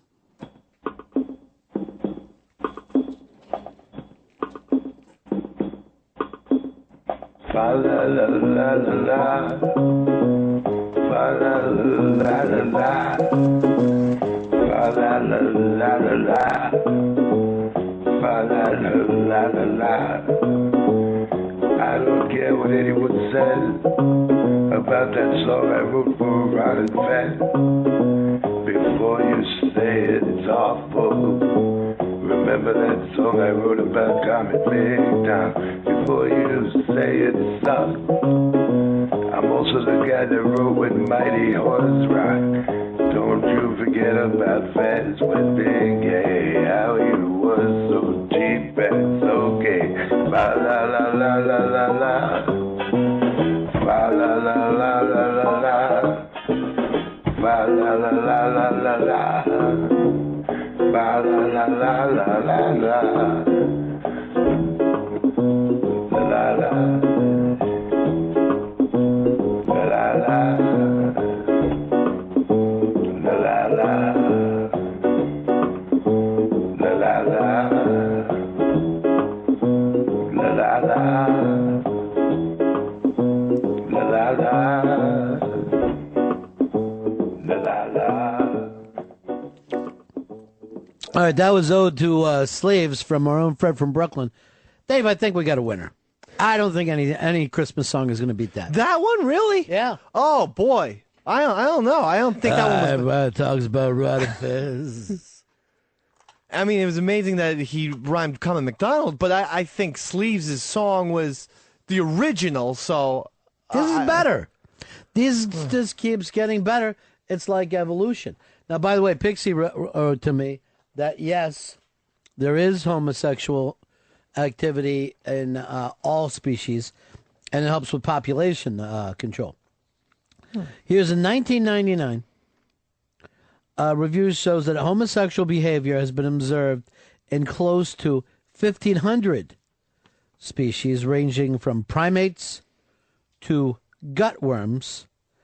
It also appears to be widespread among social birds and mammals, particularly the sea mammals and the primates. So it seems here on a call-out Gay Wednesday that being gay is somewhat part of life. But by the way, just because this exists doesn't mean that you yourself have to be gay. Again, you have a choice. Yeah, I mean, I choose chicks. You know I do. Well, you've chosen 4. Let's not make a big deal about that. Right. 4. You're 4 away Right. from being gay. I nailed him good, though, Mr. B. You know. Nailed him. I'm not going to say that you didn't. And you were with one guy. So 4-1. Right. Peter, you're on Ron and Fez. Hey, Ronnie, I just want to tell you that I was born in South Africa, and a hyena can also go both ways. Like, whenever there's a problem, if there's not enough males, the females can go male, or the male can turn into a female. If there's a shortage of one, whether it's a male or a female. So you're actually saying they're transgender. Well, I guess that's what you can call it, but I guess the homosexual is what we talked about when I was over there. I mean, that's just what we looked at it as what it is. Right. All right, peace. Chris, you're on Ron and Fez. Yeah, Ron, you're wrong. It's 4-1 and a couple of dogs, I think. Right. That song from Fred is great. Thanks. Phenomenal song, yeah. Sure you would like it, Chris. Here's Mike. Mike, you're on Ron and Fez. Hey, Ron, how are you? Yeah. Hey, well, I just wanted to point out and ask the question, whether you think it's wrong, right, you can choose to be gay or not, why would you put a dick in your mouth if you didn't want to? I mean, for a straight guy, that's torture, and that could be considered, the death penalty as far as a lot of straight men go. Why would you do it if you didn't want to or didn't like it? I feel the same way, though, about fucking oysters. I don't understand when I see people sucking these oysters down. And I hear they're fucking delicious. There's no way I'm ever going to know. I will never know the truth about a raw oyster. I've been disgusted by him since Paul Sorvino and Dick Tracy. Eating those oysters is gross. Here is Tom. Tom from Madison, our buddy. How are you, pal? Pretty good, guys. Love the show. Hey, I wonder, everybody seems to have touched on this experimentation when they're young type thing. I wonder if what the stats are of people that experiment when they're young, and both chicks and guys with other chicks and guys, if there's any carryover into adulthood, and would that be considered normal, that experimentation? I mean, I would think it would. I think a lot of people I know, me included, probably has, but, you're 12 years old and, looking to check it out, but that doesn't mean it sticks. But here's again, and that takes it back to choice. But here's the thing. Why does everybody have to care what normal is anyway? Right. What is normal? Well, yeah. What the fuck is it? Watching American Idol? Then I'm not normal. Most people watch American Idol. I've watched it. I think it's crazy. I love to mock it out. I guess I've experimented a little bit with American Idol. Yeah. But I can't handle that ballroom dancing show. No, Dancing with the Stars. I think Dancing with the Stars makes American Idol look brilliant. They already did that, too, the Dancing with the Stars. I mean, it's not a new show to get celebrities to participate in games and shit. I don't understand, why everyone's watching these celebrities to dance. It was so much better when they had to do the Olympics or the Circus of the Stars where they had to learn the trapeze. That's when it was good TV. I say it is the same show. I could give a fuck if Eric Estrada is able to go do the trapeze. It doesn't mean shit to me. Really? Yeah, really. Well, now your feelings are hurt? Now I feel stupid. I should have thought it out. Rich, you're on Ron and Fez. Hey, Ron, I was just wondering, are you going to put Fezzy's seat up for sale on eBay? I would. I'd sell his chair. Of course, I'd sell an Opie's as well. That'll be a problem. It's really comfy, I have to say. Sitting in the same seat as Opie. Feeling comfortable over there? Yeah, I feel great. I'm hitting all the buttons and everything. You've heard all the phone calls. You call that the Sam's seat. Yeah, he sits over here, too. By the way, I notice that you do nothing but trail that fucking kid. I don't agree with that. Yeah, I played your show for my family, and my chick's going, hey, let's listen to Eastside Dave Waterski. He's just got a rope tied on the fucking Sam, and he's holding on. Because you spent the whole show going like this. Really? No. Is that right? I don't think so. Uh-huh. You No. didn't bring up one thing on your own. Oh, my Lord. Yes, I did. I had a shitload of topics. In fact, I if you look at my show prep, I had more topics than he did. Nick, you're on Ron and Fez. Yeah, I got an Ichiban for you, Ron. What do you got? Yeah, I got researchers here. They did a survey here, and they said that 70% of all gay men surveyed said that they were born that way, and the other 30% say they were sucked into it. Why would you feel the need to call with an old joke? Oh, well, I just read that. I found it in the publication. I figured you'd get a kick out of it. I didn't know. Why? I've heard it a million times. Okay, well, thanks, Ronnie. I mean, people think it's the fucking funniest thing. They see a T-shirt and they repeat it. What goes on in there, Hicks? I don't know. Scruffy's off today. I don't get it. Why you throw him under the bus? I should also be keeping a watch on the phones. What, are you sick? Yeah, I'm sick as fuck. What's wrong with you? I don't know. I got a bad cold right now. Well, you said the other day you had to go to the hospital with your mom? Yeah. Probably caught something up there. Yeah, it's bullshit. Don't go walking in those places. I gotta get one of those masks. What you need to do is have your mom go by taxi. Just have her go up in a taxi to the hospital, and then have them put her back in the taxi. I can get her a handy lift if she needs. That could be useful. To what? Run down the street with it? Maybe they can invent a new product just for Pepper's mom. How's the handy lift business going? Superb. Just superb. You know, it might be an economic crisis in America, but handy lift keeps going up. Luckily, there's still crippled people. Well, I think there's more so, or there's more people who need handy lifts more than ever. People need to have a robot chair go. The morbidly obese is really helping out for handy lift. Something's happening. I tried out their newest model down in North Carolina. Unbelievable. What is it? Just it's wider, and you can go 2 speeds. You can go like 1 mile an hour, or you can go 2 miles an hour. You're crippled. Why so fast? Where are you heading so quickly?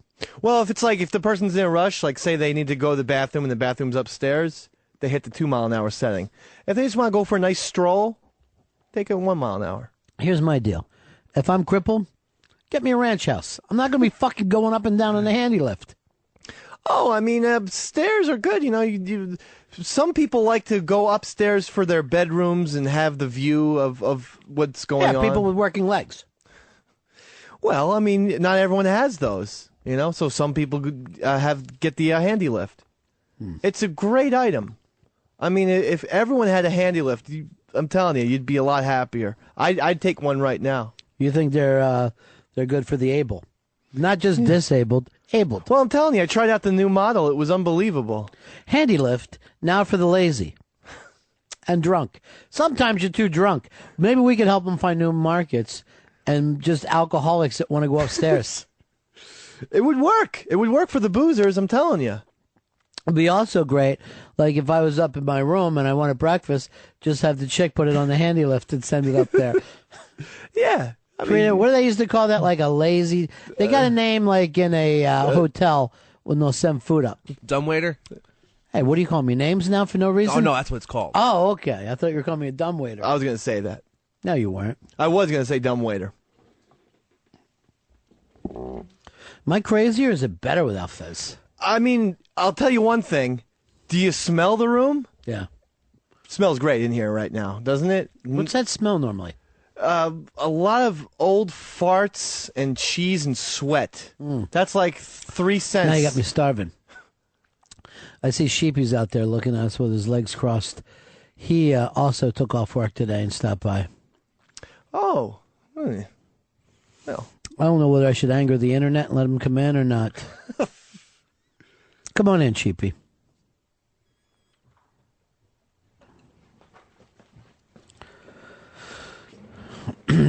Thanks for taking off and stopping in today. I don't have. So what happened is, I guess Fez is dropping by your job. I don't have a job right now, technically. A job? Job. What about you getting hired at Central Park? They haven't called yet, and I sent them a follow-up email. You sent them your shit resume, as you call it? It's pretty good. I mean... What do you want to do in Central Park? Zone gardener is positions that are available. And that is mainly you get rid of the carbs, it's just proteins? You garden proteins? No, you just assign an area and you take care of the lawn and plants if there's in there or urns. And there's a lot of trash pickup and leaf moving. That's great. I used to do that when I was 9. Rake the leaves, and then when that's done, mow. What? How can fucking both things happen? Are things dying or growing? You're making this up.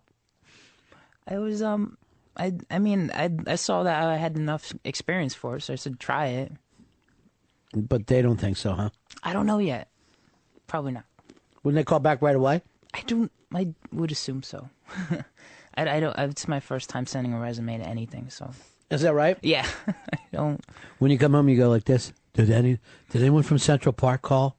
Well, they have my cell number, and I just keep checking my because I had to make a professional email. So I made a Gmail with like my real name in it, and I just keep checking it every 10 minutes. What's that, Pizza Joe? I thought you were going to make it as a radio producer. Well, I have the What Show. And that's fine. Now, Dave, you told me it was the Hat Show. It's the Hat Show now.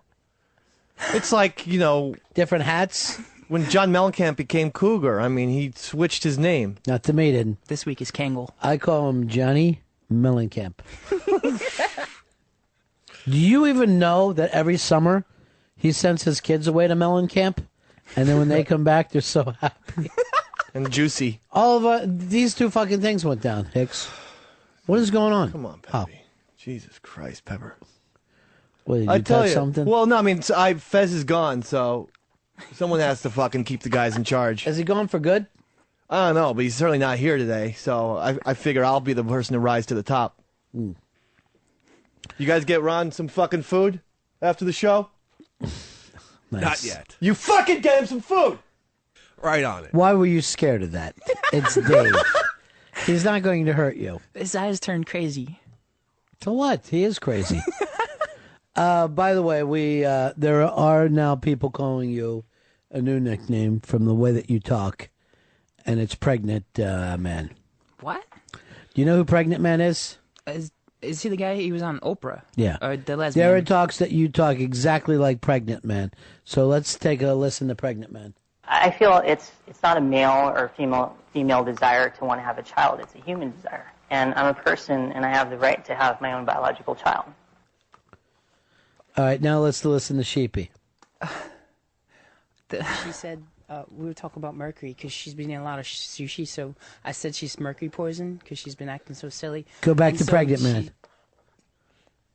I just introduced testosterone to my body a little later, That's you, so Sheepy. the body had already formed to a certain point, but certain changes do happen. And then when you does the take clitoris get larger? It does, yeah. And it looks like a penis. It looks like a small penis.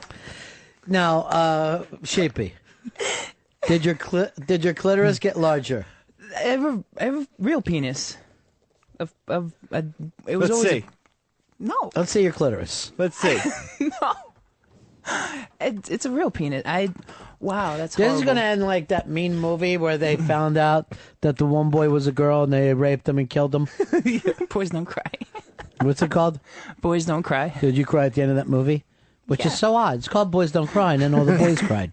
Peter Sarsgaard was so mean. Are you pregnant now? No. I'm unpregnant. Is your clitoris getting large? No, what? I have a penis. Let's see. Let's say it. Let's take a gander. Real quick. No, I'm not taking out my. Pull the hood back and let us see it. I'm not. I'm not a pregnant lesbian. So there was also some trouble with you and Fez this week.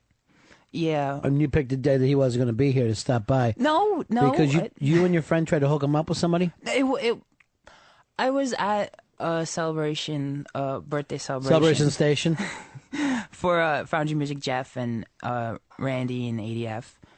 And ADF was there with, he invited a friend from work, and he kept making jokes like, I'm going to hook you up with Fez, And then I was telling Dad, I was like, oh, ADF just keeps saying that he's going to hook this guy up with Fez, but Deb thought I meant Fez was there, and it led to, I don't know, me in trouble again. Why does ADF always feel like he's got to focus on Fez? And you notice they always do this to him on Christmas.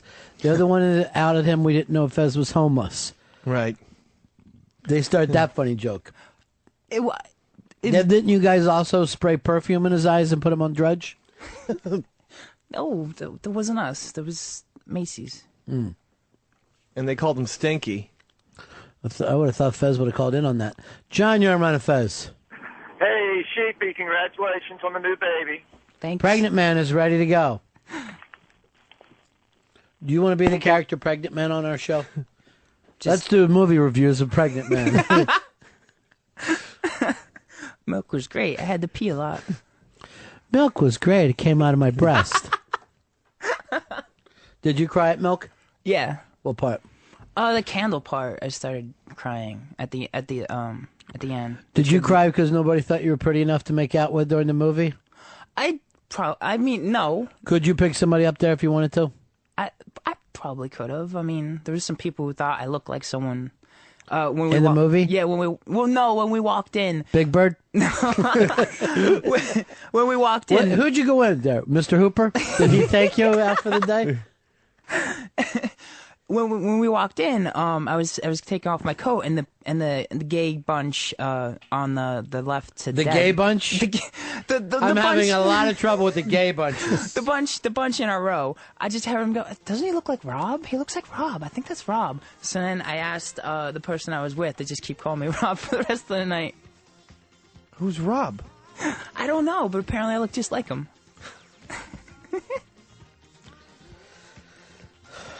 Strange story.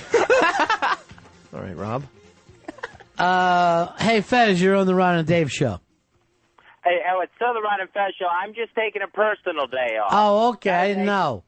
Yeah, I thought you were going to be not like any Sheepy. political agenda. I thought you were Sheepy. You felt so bad about Proposition 8, you're taking the winter off. No, I just wonder when ADF and Pregnant Man are just going to come out and say that they're in love with me, that they're obsessed with me. I like you. I don't know why they're so involved in my personal life. I mean... Did you seriously have somebody for him, or was this mocking out like Fez is an idiot? Let's mock him out. It's always mocking, Ronnie. It's always mocking. Let Pregnant Man answer, Fez. It's only fair. It's a friend of ADF's. And Is it a real person? It is a real person. He was a very nice guy. We had fun chatting. All right, now it's a guy. So you're making disparaging remarks about Fez. That's the worst thing you can say about a man. The second worst thing you say is a man's pregnant. And then the third worst thing That's the worst you could say about a guy. The third worst thing that you could say is that he looks like Rob. The Pregnant Man's wire just broke. Every time he spills something, he says my water broke. And I know he just he poured a Sprite down his pants and then told me I had to take him to the hospital. Just want attention. Where are you going after the show? Down the bus terminal? No, I'm going, See if you can meet somebody on a nice gray day like this? No, the Ramble. What do you like? The Ramble? I'm going to... All right, Fezzy, we'll talk to you later. All right. Bye. Doesn't matter where you're going, Sheepy. Doesn't matter. Do you watch any sports at all? I've been watching football the past 2 years because I got into the fantasy thing, so I started to learn. Fantasy is where you dress up like a coach, and then you go into the locker room and act like all the guys should take a shower together. Well, it's cleanliness. But I'm going to be Jerry Rice. You got some weird shower habits you were telling us about before. What's your weirdest shower habit, Sheepy? I don't. I have specific towels. I think that's pretty weird. What are your towels for? How many towels do you have to use? I have 4 towels. And I have a black towel for the floor. I have a blue towel for my body. I have an orange towel or a green towel if I can switch back and forth for my hair. And the last towel is a little tiny white towel that I can use for my hair as well. For your hair as well? Yeah, because sometimes I don't want to use a full towel. Now, I heard you had a towel for your naughty bits. Well, that's You separate naughty bits from the rest of it. Yeah, that's the body towel. Because you can use the hair towel on like my upper arm stuff, but the body towel, that's for the down area. And nothing else? Pretty much. It's to keep it separated. It makes sense, I think. And what do you stand in when you shower? I don't like touching the floor of the tub. Oh, so what do you stand in? A bucket. You stand in a bucket. It's a big bucket. I've had it for years. I keep it clean. You stand in a bucket, you shower, you get out, and then you have your 4 different towels so that your hair towel doesn't touch your balls, or else you'd be pregnant or something. Well, yeah, because the hair towel... And doesn't the bucket fill up with water? You're standing around there's in a water? hole in the bucket. There's drainage holes.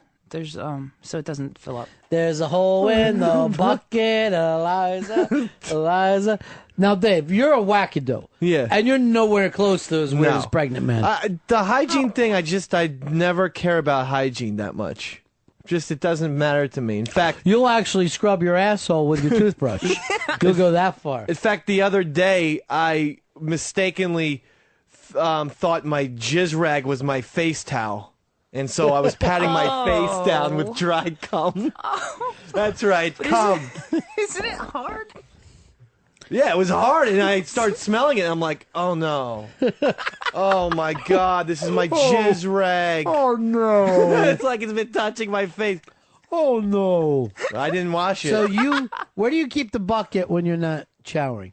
Does it stay in the tub? No, I take it out. Where do you take it? In your room? Yeah, So does everybody see you walking to the shower in your flip-flops and your robe and your bucket, carrying your bucket and your 4 towels? Yeah. And the towel around his cock? Did somebody teach you that your body is bad, though? I learned it on my own. Mm-hmm. But, I mean, for some reason, you're petrified. Like, if you piss, don't you hold your hand with a fucking glove so it doesn't have to touch your penis? No, but I've often when I work at the park, I wash my hands before I touch my own. Charlie, you're on Ron and Fez. Hey, I mean, no disrespect, but when was Sheepy abused as a child? I mean, does he know when it was? Does he know who it was? Well, a girl up the street. What'd she do to you? She made me put my hands down her pants a few times. And how old was she? She was in 5th grade. I was in 3rd grade. All right, now, see, I don't see that as abuse. I see that as kids playing. Because me and the kids on my block, we did that. And then we went all the way through school together. So I don't really understand the abuse. See, here's what I don't understand about abuse, right? When I was a fucking kid, I guess I was about 6th or 7th fucking grade, right? I have an argument with a new kid. We're fucking going back and forth. I give him a fucking shove and a smack. Why I'm not looking, we're playing Sandlot baseball. He takes a fucking baseball bat and smacks me right over the top of the head with it, right? I fucking go down. I'm seeing stars. He smacks me again. He was going to kill me with this bat, but my younger cousin jumped on his back screaming and pulling his hair. So by the time he fucking shook off this little kid, I was able to get back up and start fighting again. Me and that kid, within 2 weeks, became best buddies. I went all the way through school with him. I don't have any bad feelings about a guy beating me with a fucking baseball bat. But if he would have lightly stroked my balls, I would have spent the next 40 fucking years crying to a strange lady something happened to me. Shit fucking happens. Stop acting like it's life-changing. A little girl up the street was curious. She asked you to put your fucking hand down her pants. Get out of the bucket. Step the fuck out of the bucket. Stand there in the shower. Well, I mean, I could stand in the shower. It would take longer because I would have to clean it. What are you, fucking afraid of germs? No, it's just it's not a germ thing. It's just like I don't know. I don't have an answer. I just know I feel very uncomfortable because I've used showers without a bucket, and everything feels wrong. I've used showers without a bucket. Yes, so have I. Now, what happens? You're on the road, right? You're staying in a hotel. You take your fucking bucket with you as part of the gear you're traveling around with? I've never. I mean, I've only been in an overnight trip with a hotel once. So. Did you take the bucket? No. It was. Refused to shower? Yeah, I didn't wash. He stayed over our apartment in Brooklyn one time, and he did take a shower in my apartment. Yeah, that really. And where'd you get the bucket? There was no bucket. There was no bucket, and he was like freaking out after the shower, before and after the shower. What he didn't know, I had taken a shower beforehand and pissed all over it. Pissed all over it. Let me ask you this. Where did you sleep? I was on a couch. Do you think Davis came all over that couch? Probably. Yes. No, probably. He's came all over that fucking chair that you're sitting in. It looks like a silk couch. But as much as I jizzed on that thing. Do you know how many how many germs are in your body right now? There's billions. Yeah, billions. Stop making a big deal about it. Germs are our friends. You're a fucking germ vessel. Jeremy? And all right, something happened to you when you were little. Something happened to everybody. Here's the big fucking newsflash. You're not little now. Everything's okay. You're not a little hopeless fucking baby. He's real big. Could you imagine? Dave, give me your favorite fucking movie. Goodfellas. All right, Goodfellas. Could you imagine Joe Pesci fucking worrying about what happened to him when he was a kid? No. Could you imagine if, like, Indiana Jones was going, well, when I was a little kid, something fucking happened to me, so I can't get over it. The snakes thing will make sense then. Yeah, exactly. Maybe it did. You just fucking scream, I hate snakes, while you throw them off you. But stop acting like it's such a big deal. Paul, you're on Fez. Ronnie. Yeah. I want to thank you. What's up? I'm going to go. I'm going to go from this day forward, and I'm not going to be a victim anymore. Why should you? I was molested by my preacher when I was 8 years old. He said if I was willing to see the light, that I'd get an extra piece of candy, and I didn't know that the light was just another word for his genitals. Well, thank you very much for calling us. You're laughing in the man's face. Really? You sit in a bucket, you fucking laughing in the Stand. Sitting would be weird. You sit in a bucket. You put your ass in a bucket. I've seen him play baseball, too. His foot's always in the bucket. That's why he's fucking pulling the ball. You're pulling the ball because you got your foot in the bucket. Matt, you're on Ron and Fez. Hey, Ron, just wanted to see if is Sheepy filling your void today with Fez being out on his work holiday? Yeah, I don't know. When you take a look, right? I mean, right now you're young, you've got your quirks, but you see an old lady like Fez and how those quirks have gotten to him, and it's got to make you want to change. I slowly. I mean, that's the ghost of the Christmas future. You don't want to end up crying and upset every fucking day of your life because you don't have a bucket with you at all times. I always imagine that one day I'll have my own tub and I won't need a bucket. It'll be my tub. Oh, my own tub. Would you get a tub shaped like a bucket and stand in it? Just get a giant bucket. Your problem is this. It's your family that disgusts you. Yeah. You see what he's saying? Mm-hmm. He thinks his family is so filthy that he can't share the same tub with them. Just bare feet. You know, when I was a kid, I had bare feet from fucking the day I got out of school to the day I went back in. Walked through everything. I didn't have a shit. I didn't wear pants till I was 3. Why'd you ever put them on? I don't know. A lot more comfortable. I'll show the cock if you won't. Yeah, go ahead, get him out there. Get your pants off. All right, look how much he loves. How much he loves. Oh, God, no. You're sitting bare ass on Opie's chair. It feels better, Sheepy. Stop being such a pussy. Nature. Mike, you're on Ron and Fez. Yeah, hey, boys, I was wondering for Sheepy, how old were you before you moved out of your family's house? I'm still home. Did he say he's still there? Yeah.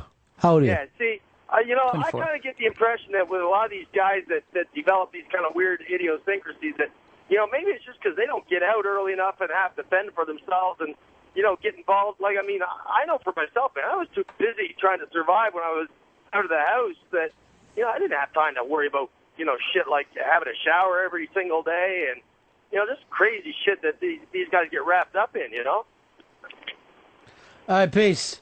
Yeah, there is some truth to that. You got to fucking shake it off. I agree because I'm a lot more like when I work I'm a lot more dirty. Like I'll just have you dirt work in on the my ground. Yeah, I'll have dirt all over me. I'll pick up garbage with my bare hands. But for some reason, when I'm out of work situation, I'm just like, oh, I don't want to. Why don't you take some of that dirt at work and rub it on your ball sack and just fucking sit there comfortably? Nice dirty nuts. Same with bugs. Same with bugs too. Like for some reason, as soon as I hit home, a bug is like, oh, weird. But I'll be crawling. There'll be bugs up and down my arms. And I'm just like, oh, whatever at work. And then anywhere else, or in my car, I'll get in a traffic accident because there's a spider on my windshield. All right, there's a question. Do you have a system for the toilet? Do you have to hover? No, I don't hover. I touch the toilet. You put your ass right down on germ-phobe toilet. I have my own toilet seat? Well, I bought these Clorox wipes that you can just wipe down the toilet with, and then, it's quick. It's easy. Right. Yeah. There's a point. You don't have your own seat or anything. No, that would be all right. Hey, Jay, you're on Ron and Fez. Yeah, I just got to say that you got to keep this man on the show forever. Give him his own show because I think you could call it crazy fucking wackadoo. This is the craziest thing I've ever heard. This guy's messed up. What? Yeah, he is messed up. But you do have a show called The Hat Show. You can go to thehatshow.com and find out about it. Thehatshow.com? He registered it. Here is Jared. Jared, you're on the Ron and Fez show. Hey, Ronnie. I just wanted to thank you, man. Every single day of my life, I think, why don't I put a gun in my mouth? I'm fucking insane. I'm losing my mind. All I have to do is listen to this show and realize that I am normal. Well, again, I don't want anybody wants to be normal. But I don't know why anybody wants to fucking tote a bucket around.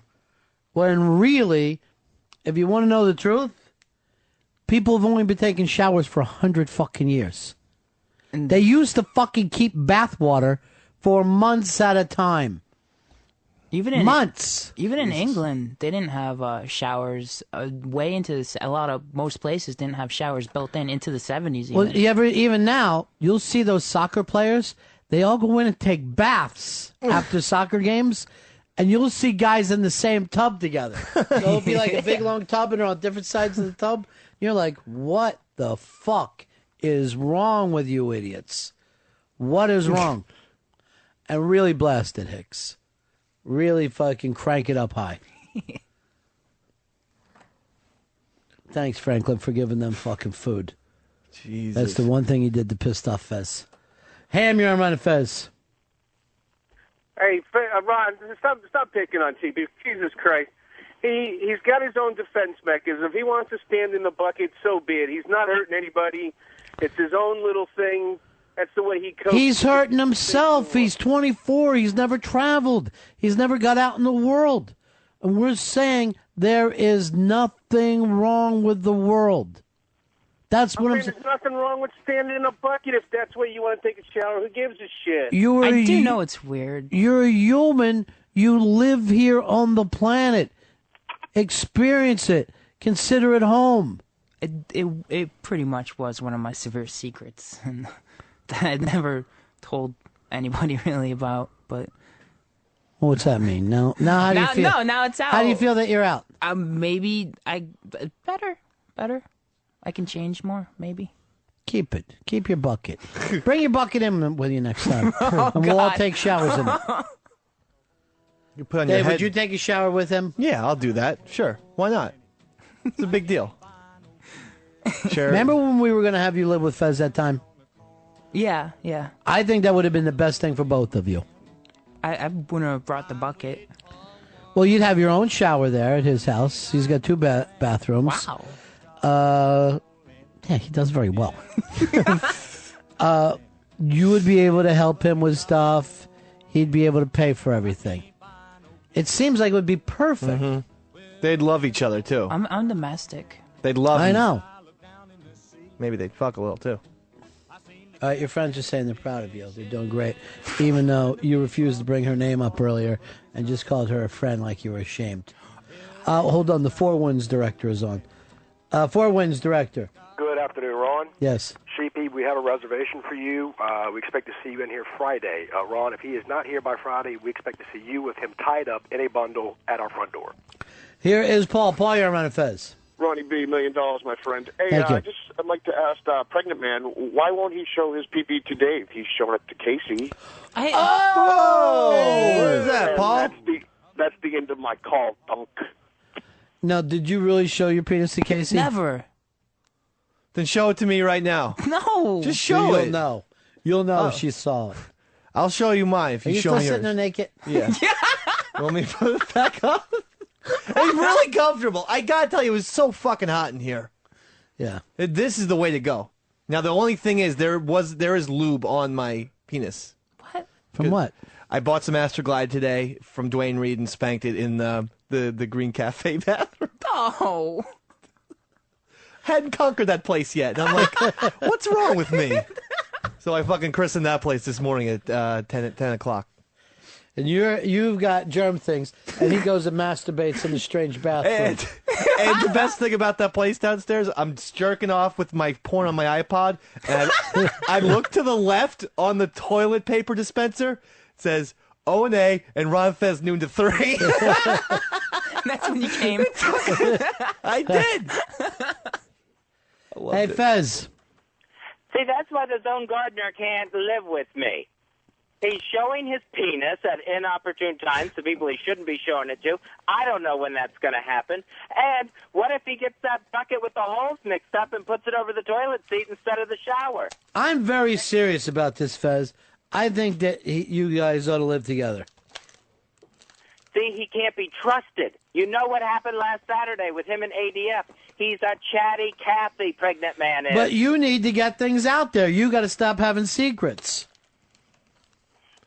Well, I'll get my secrets out there, but I don't need the Pony Express delivering them for me ahead of time. All right, I tried, Sheepy. And I'll say this, I tried Fez.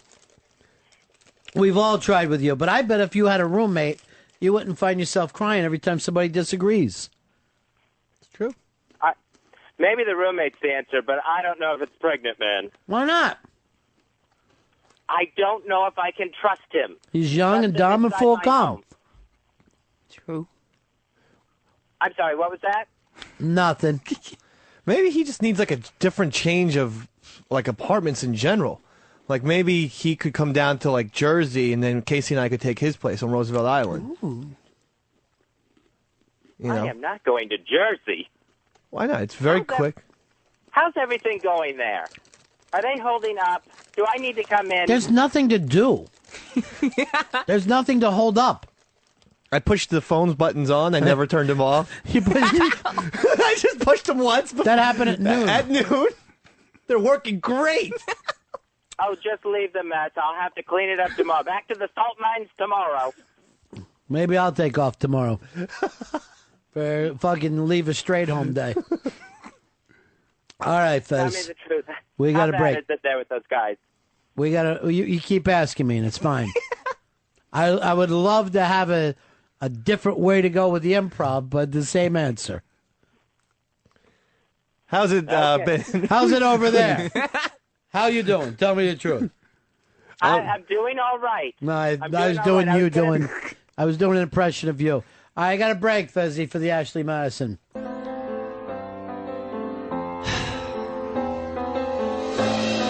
know what?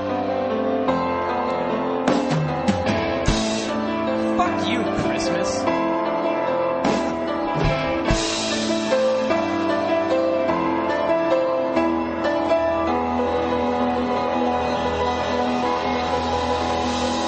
One, two, three, four!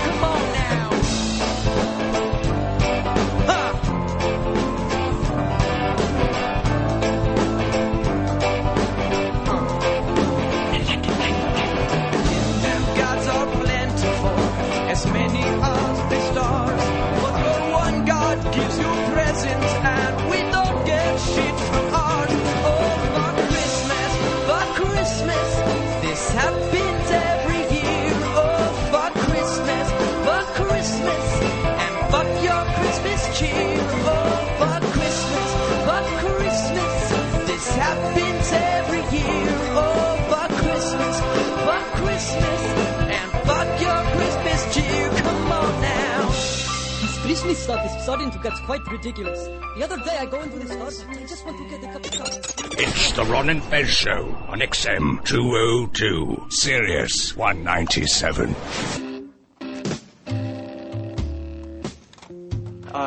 You're giving her an injection of adrenaline straight to her heart, but she's got a breastplate. You've got to pierce through that. So what you got to do is you got to bring the needle down in a stabbing motion.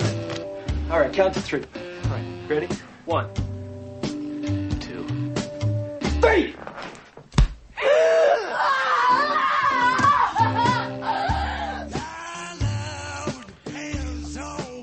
It's the Ron and Fez show.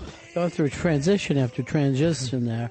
That was part of our original Christmas songs. What was the song, Dave? That was Fuck Christmas by Fox's Rockers. You know, I don't think we've ever said this before.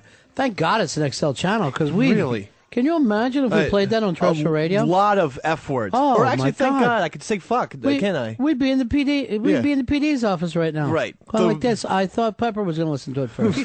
My hand to God. I went down to take a piss. I came back. I'm just as shocked as you. But just as shocked as you. All right, Ron and Fez show today. Fezzy has a day off, Dave. Yeah. How's everything going over there, Ron? How's everything going over there? Just want to make sure. How you doing over there? Is everything okay? Because Fez keeps saying the same thing over and over. How's everything going? It's going fine, Fez. Is it going good? Yes, it's going fine. Going? Yes. Everything? Yes. How? Yeah, you're just now trying to say everything. Of course, luckily today, it looks like Anthony and Fez back to being pals again after a slight misunderstanding yesterday and difference of opinion about whether people would want to see Hermione naked. Now, let me ask Pregnant Man. Pregnant Man, you're a Harry Potter fan, right? Yeah, I like the movies, not the books. Would you go out to a movie that you knew stunk only if Hermione was naked? I see the Harry Potter movies, so yeah. They stink too. So you're just you're a Hermione fan. Her ass is after the third one. Her butt in the scenes. You start like, wow, she's gonna grow up really hot. Yeah, she's there. This might shock everybody. I don't go to the Harry Potter things. No.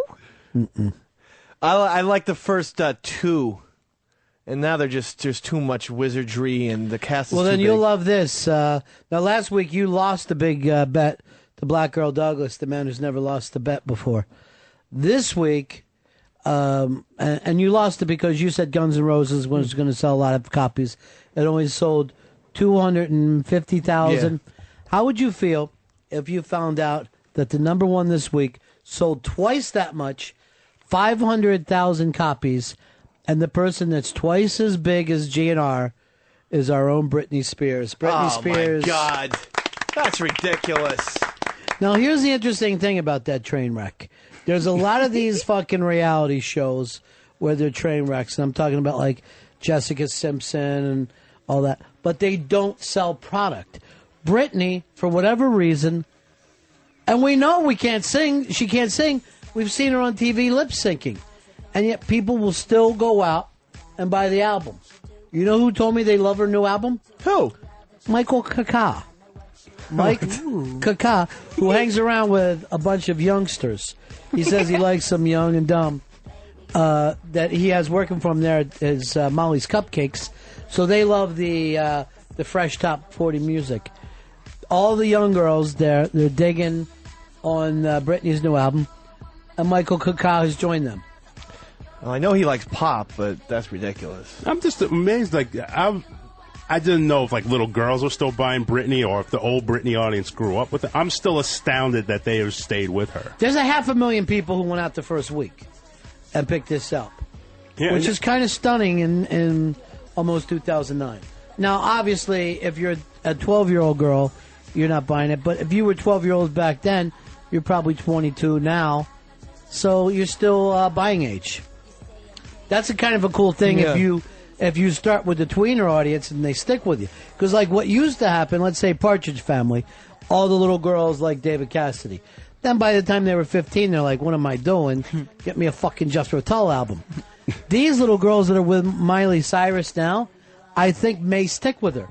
Because there's an unhipness factor. You know, like kids don't grow up to be hip anymore. Well, Miley Cyrus is changing her sound, so she can probably keep working because she's slowly changing into different sounds. I have no idea what you're talking about. I wouldn't even know what her old sound was. Oh. Did she do a song called I Woke Up in Love This Morning? Because if she did, then I know her very well.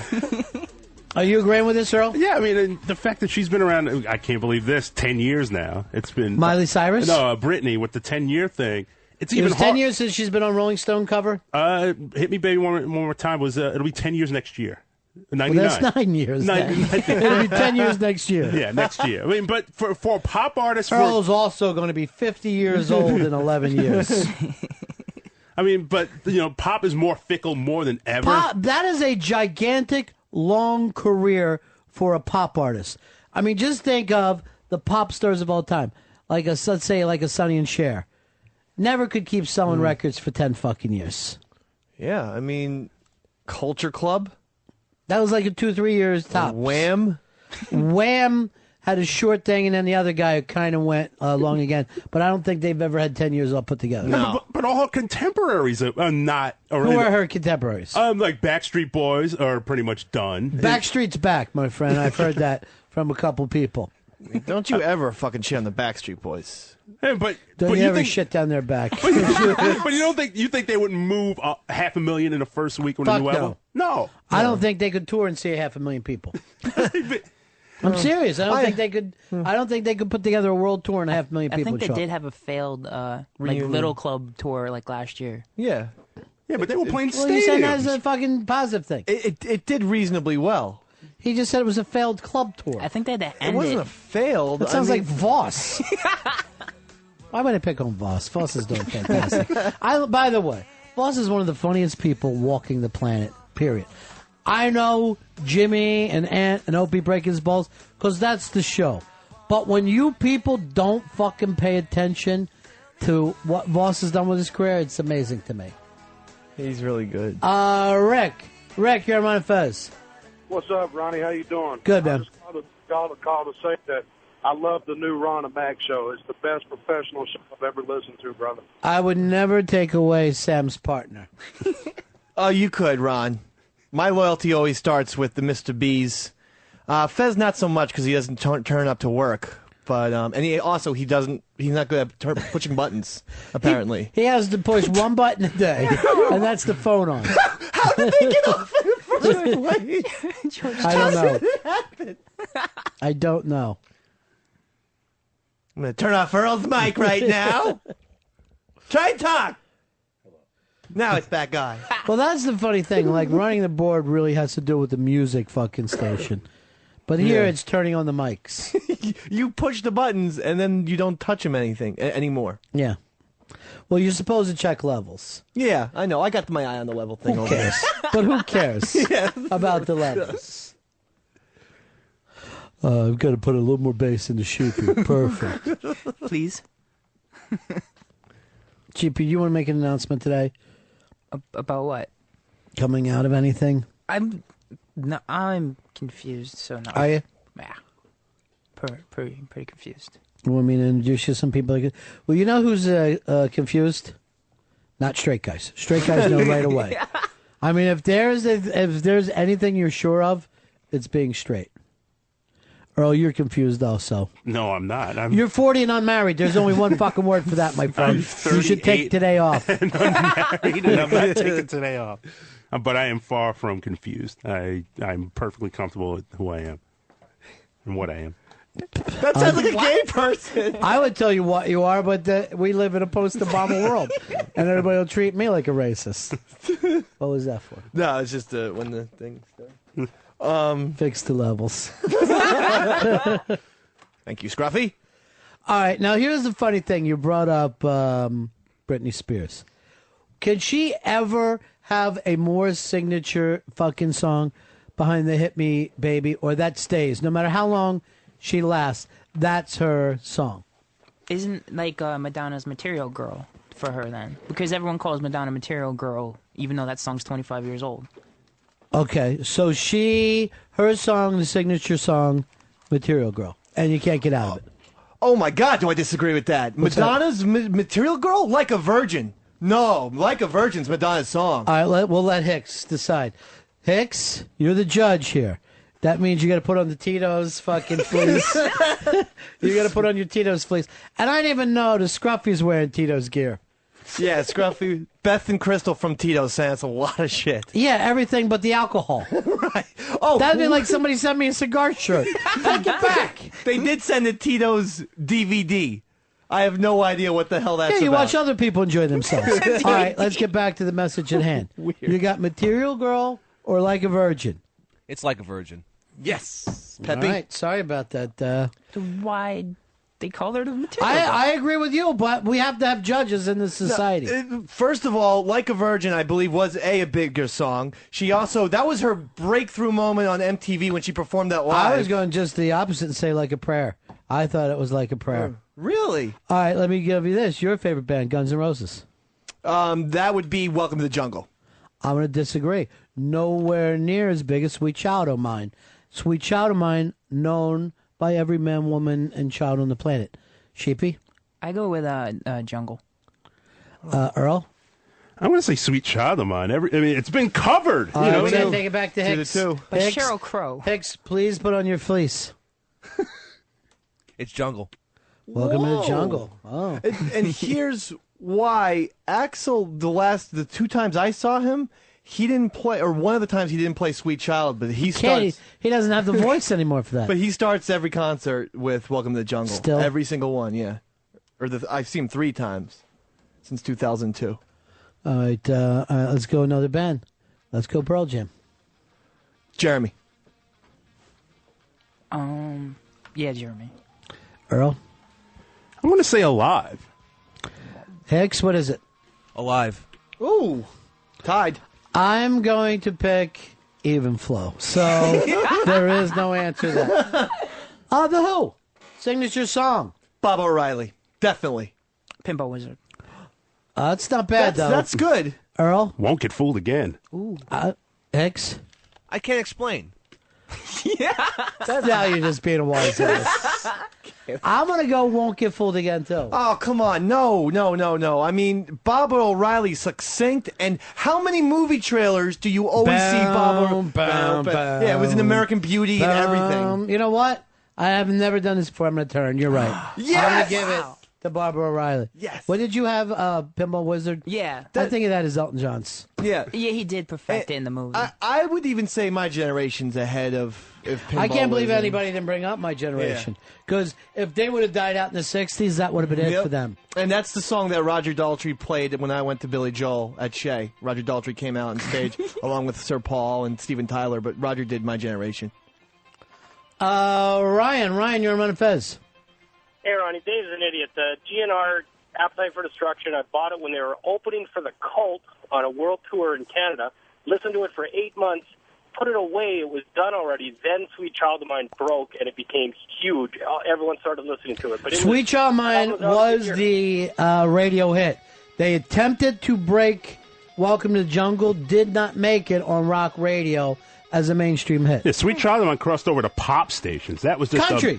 Country music was playing it. Adult contemporary. The classical station would say that was Beethoven, Brahms, and here's Sweet Child of Mine. I mean, it's a gigantic hit.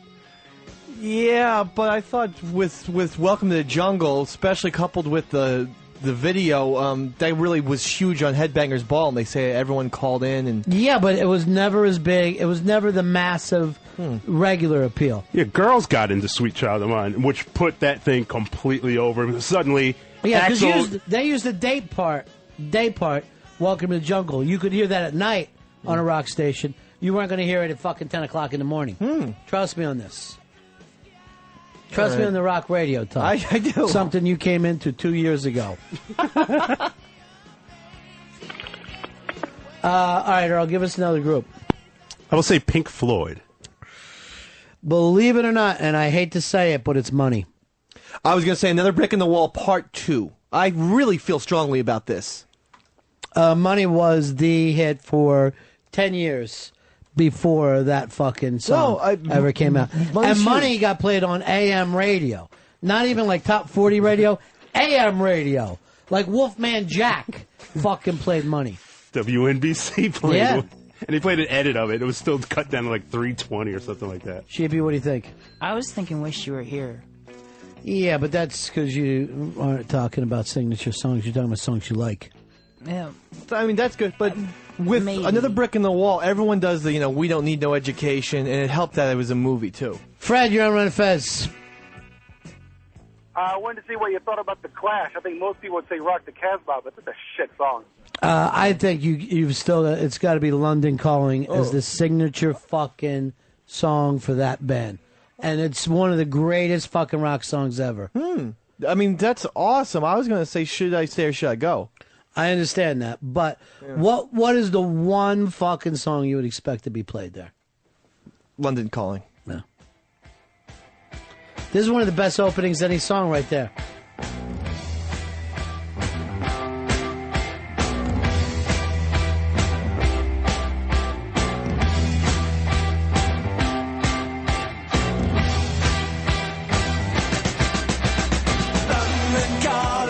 All right, ready for a tough one?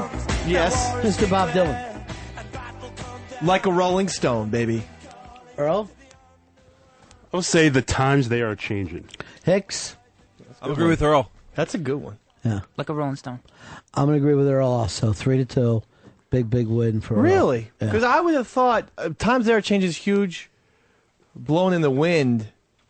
Blown Wind is gigantic. If I had to go from that era, but that if would be mine. I was going to pick between the two, those two would go up above yours.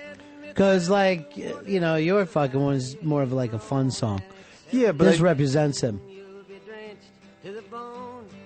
Patrick, you're on Ron and Fez. Hey, how you doing, buddy? Yeah. Van Morrison's signature song. I think it's Caravan from the Last Waltz. You're not talking best. You're talking about signature that everyone knows. And when that man dies, everyone's going to say the guy who wrote Brown Eyed Girl has passed away. Because that song got played all over the fucking world. This is like your 7th grade dance song. And it's going to be everyone's 7th grade dance song. The only reason that you don't completely love it is because you've heard it a million fucking times. I took it off my playlist. I love you the gotta other give it a stuff. rest. Yeah. You gotta give it a rest. Let it fucking just go in the background for a while. Eric, you're on Ron and Fez. Hey, buddy. Nice to have you called on a Wednesday. I guess you took off today. Times are tight. And, Eric's lifestyle. Times are tight, but your asshole's not. Exactly. Unlike some other people in studios. I kid. Yeah. U2 signature song. What do you guys think? U2 signature song. We're talking a major band here, Dave. Where the Streets Have No Name. Oh, they always play it. It's a huge number. They play it at the Super Bowl. That's mine. Sheepy? It feels like A Beautiful Day has taken over. Oh, no. I'm going to do another one. Now, this is a band that's so big, they have really tons of songs, so we could battle on this one. But the song that the audience waits for and kills every single time is Pride in the Name of Love. Because you'll turn around and you'll see people, they're fucking throwing the fist, but also crying because they're thinking about MLK. Earl, what about for you? Angel from Harlem? I was going to go With or Without You. I mean, that's still #1 song, mass appeal song. That is there. But the ones that you guys have are that little ballad, and at least fucking, Sheepy and I have come up, with something that rocks a little bit. Oh. Hicks, what about for you? Sunday Bloody Sunday. Sunday Bloody Sunday it could be also. And I Will Follow, which was their first big hit. Yep. So they're a tough one, but I still think I got it with Pride. And you might even throw one into the mix with U2. Well, they're for some fucking idiots, sure. It's a good song. Johnny Cash covered it. Johnny Cash covered everything. That's like saying this is a good fucking sandwich. Haystacks Calhoun ate it. and he keeps coming out with covers, too. Well, how does this happen? He's like Biggie. Here is Chris. Chris, you're on the Ron and Fez show. What about Prince's signature song? Prince, that's easy for me. What do you got there? Purple Rain. Purple Rain is huge. Ghost Cry. I'm going to disagree before. 1999 is the song that everyone blows up for at a Prince song. But you fucked me up with Purple Rain because that's a gigantic song. 1999 is fucking enormous. Earl? So I was going to say Purple Rain because he did it at the Super Bowl. It was like such a highlighted. It was gigantic in song. the Super Bowl. I want to see him live so bad. Actually, that was my favorite Super Bowl moment, including the catch. I still take Prince doing Purple Rain in the rain. Oh, that was so cool. Here is Joe. Hey, Joe. Hey, buddy. Where are you going with that phone in your hand? What you got for us? How about the Beatles, Ronnie? Beatles. Now, it's hard to pick signature songs for them since they, never really toured their real catalog. No. But the song that held on to number one the longest, and the song probably the entire world knows, is that fucking Hey Jude. I love later day. I love all Beatles, but I think I Want to Hold Your Hand. Gigantic song. Ed Sullivan. That's huge. You think that's bigger than She Loves You, though? Yeah, I do. Yes, I do. But what can you listen to right away? I mean, I can listen to Hey Jude front to back. I can still listen to I Want to Hold Your Hand. They were fucking Nirvana before Nirvana. But how long do you listen to that song? It's the opening you might do sequence that. skip. Yeah. Once every way. 7 years, you'll give the Red album a fucking run all the way through. Earl, what about for you? For me, it was. I still go with like that later period. I go with like Long and Winding Road. Or something like that. God, that song is embarrassing. And I love Paul. That's the only Paul or / Beatles song I detest. Now I love it. Now I will play it all the time. It sucks. I love when you get annoyed with stuff. Paul, you're on Ron and Fez. Yeah, I'm going with the Stones with Satisfaction. Not their best song, but that's definitely their song. I'm gonna go opposite. I'm gonna go same kind of era a little bit later. I'm gonna go Jumpin' Jack Flash is the song you expect to hear by the Stones because the entire place gets to yell "Watch It," which is a lot of fun. But Jumpin' Jack Flash was like a backwards riff of Satisfaction. So Doesn't matter. I'm going Satisfaction. Doesn't matter. We're talking about the signature song, not the best song. No, I'm not saying your favorite song. it's signature for Earl? me. Gotta go with Jumpin' Jack Flash. I saw since '89. I've seen the Stones on 3 different tours. Satisfaction was not in every show, but this one always closes the show every single time. It's their signature song. That's what everyone waits for. It really is true. You all get to say "Watch It" together. What about Bowie? Changes.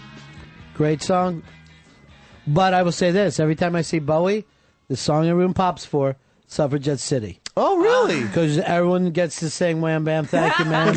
They feel real, and then you go, "All right, I can go home." He can't do it too early, because he's fucked if he does. It's a fun song. Yeah, man. you get to stamp your fucking foot down while you bring it in. You feel like you can sing with that song. Here is Joe. Joe, you're on Ron and Fez. Hey, Ron, how about the Beach Boys? Whew, Beach Boys is tough. I'm going to go California Girls for me. Sloop John B. Oh, that one's not even in it. What? There's so many, but they didn't even write that fucking song. They covered it. I didn't know that. There's plenty you don't know. I would go Good Vibrations. Ooh, that's good, but hard to sing. Hard to sing. California Girls. California Girls. Hicks, what do you got? Vibrations. All right, so we're going to have... Well, now, Dave, you get the break, and you get to pick between California Girls and Good Vibrations. Okay, so Earl and Ron are on different sides? Doesn't matter. Which song? The one that Ron was talking about. All right. That's fucking cheap. How's it going over there? That's all. Here's John. John, you're on Ron and Fez. Yeah, what about Van Halen? Ooh. Well, I'm definitely going to choose early Van Halen. So I'm going to go Running with the Devil, that I think I would always expect to hear. Panama.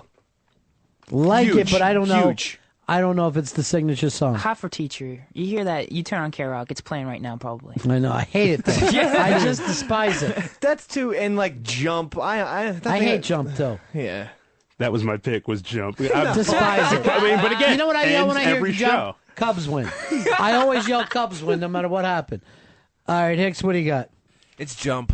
Oh, you Pepper. Pepper and Earl. Pussy. Yeah, Pepper and Earl. Charlie, you're on a Fez. Greatest band ever on. What about the Eagles?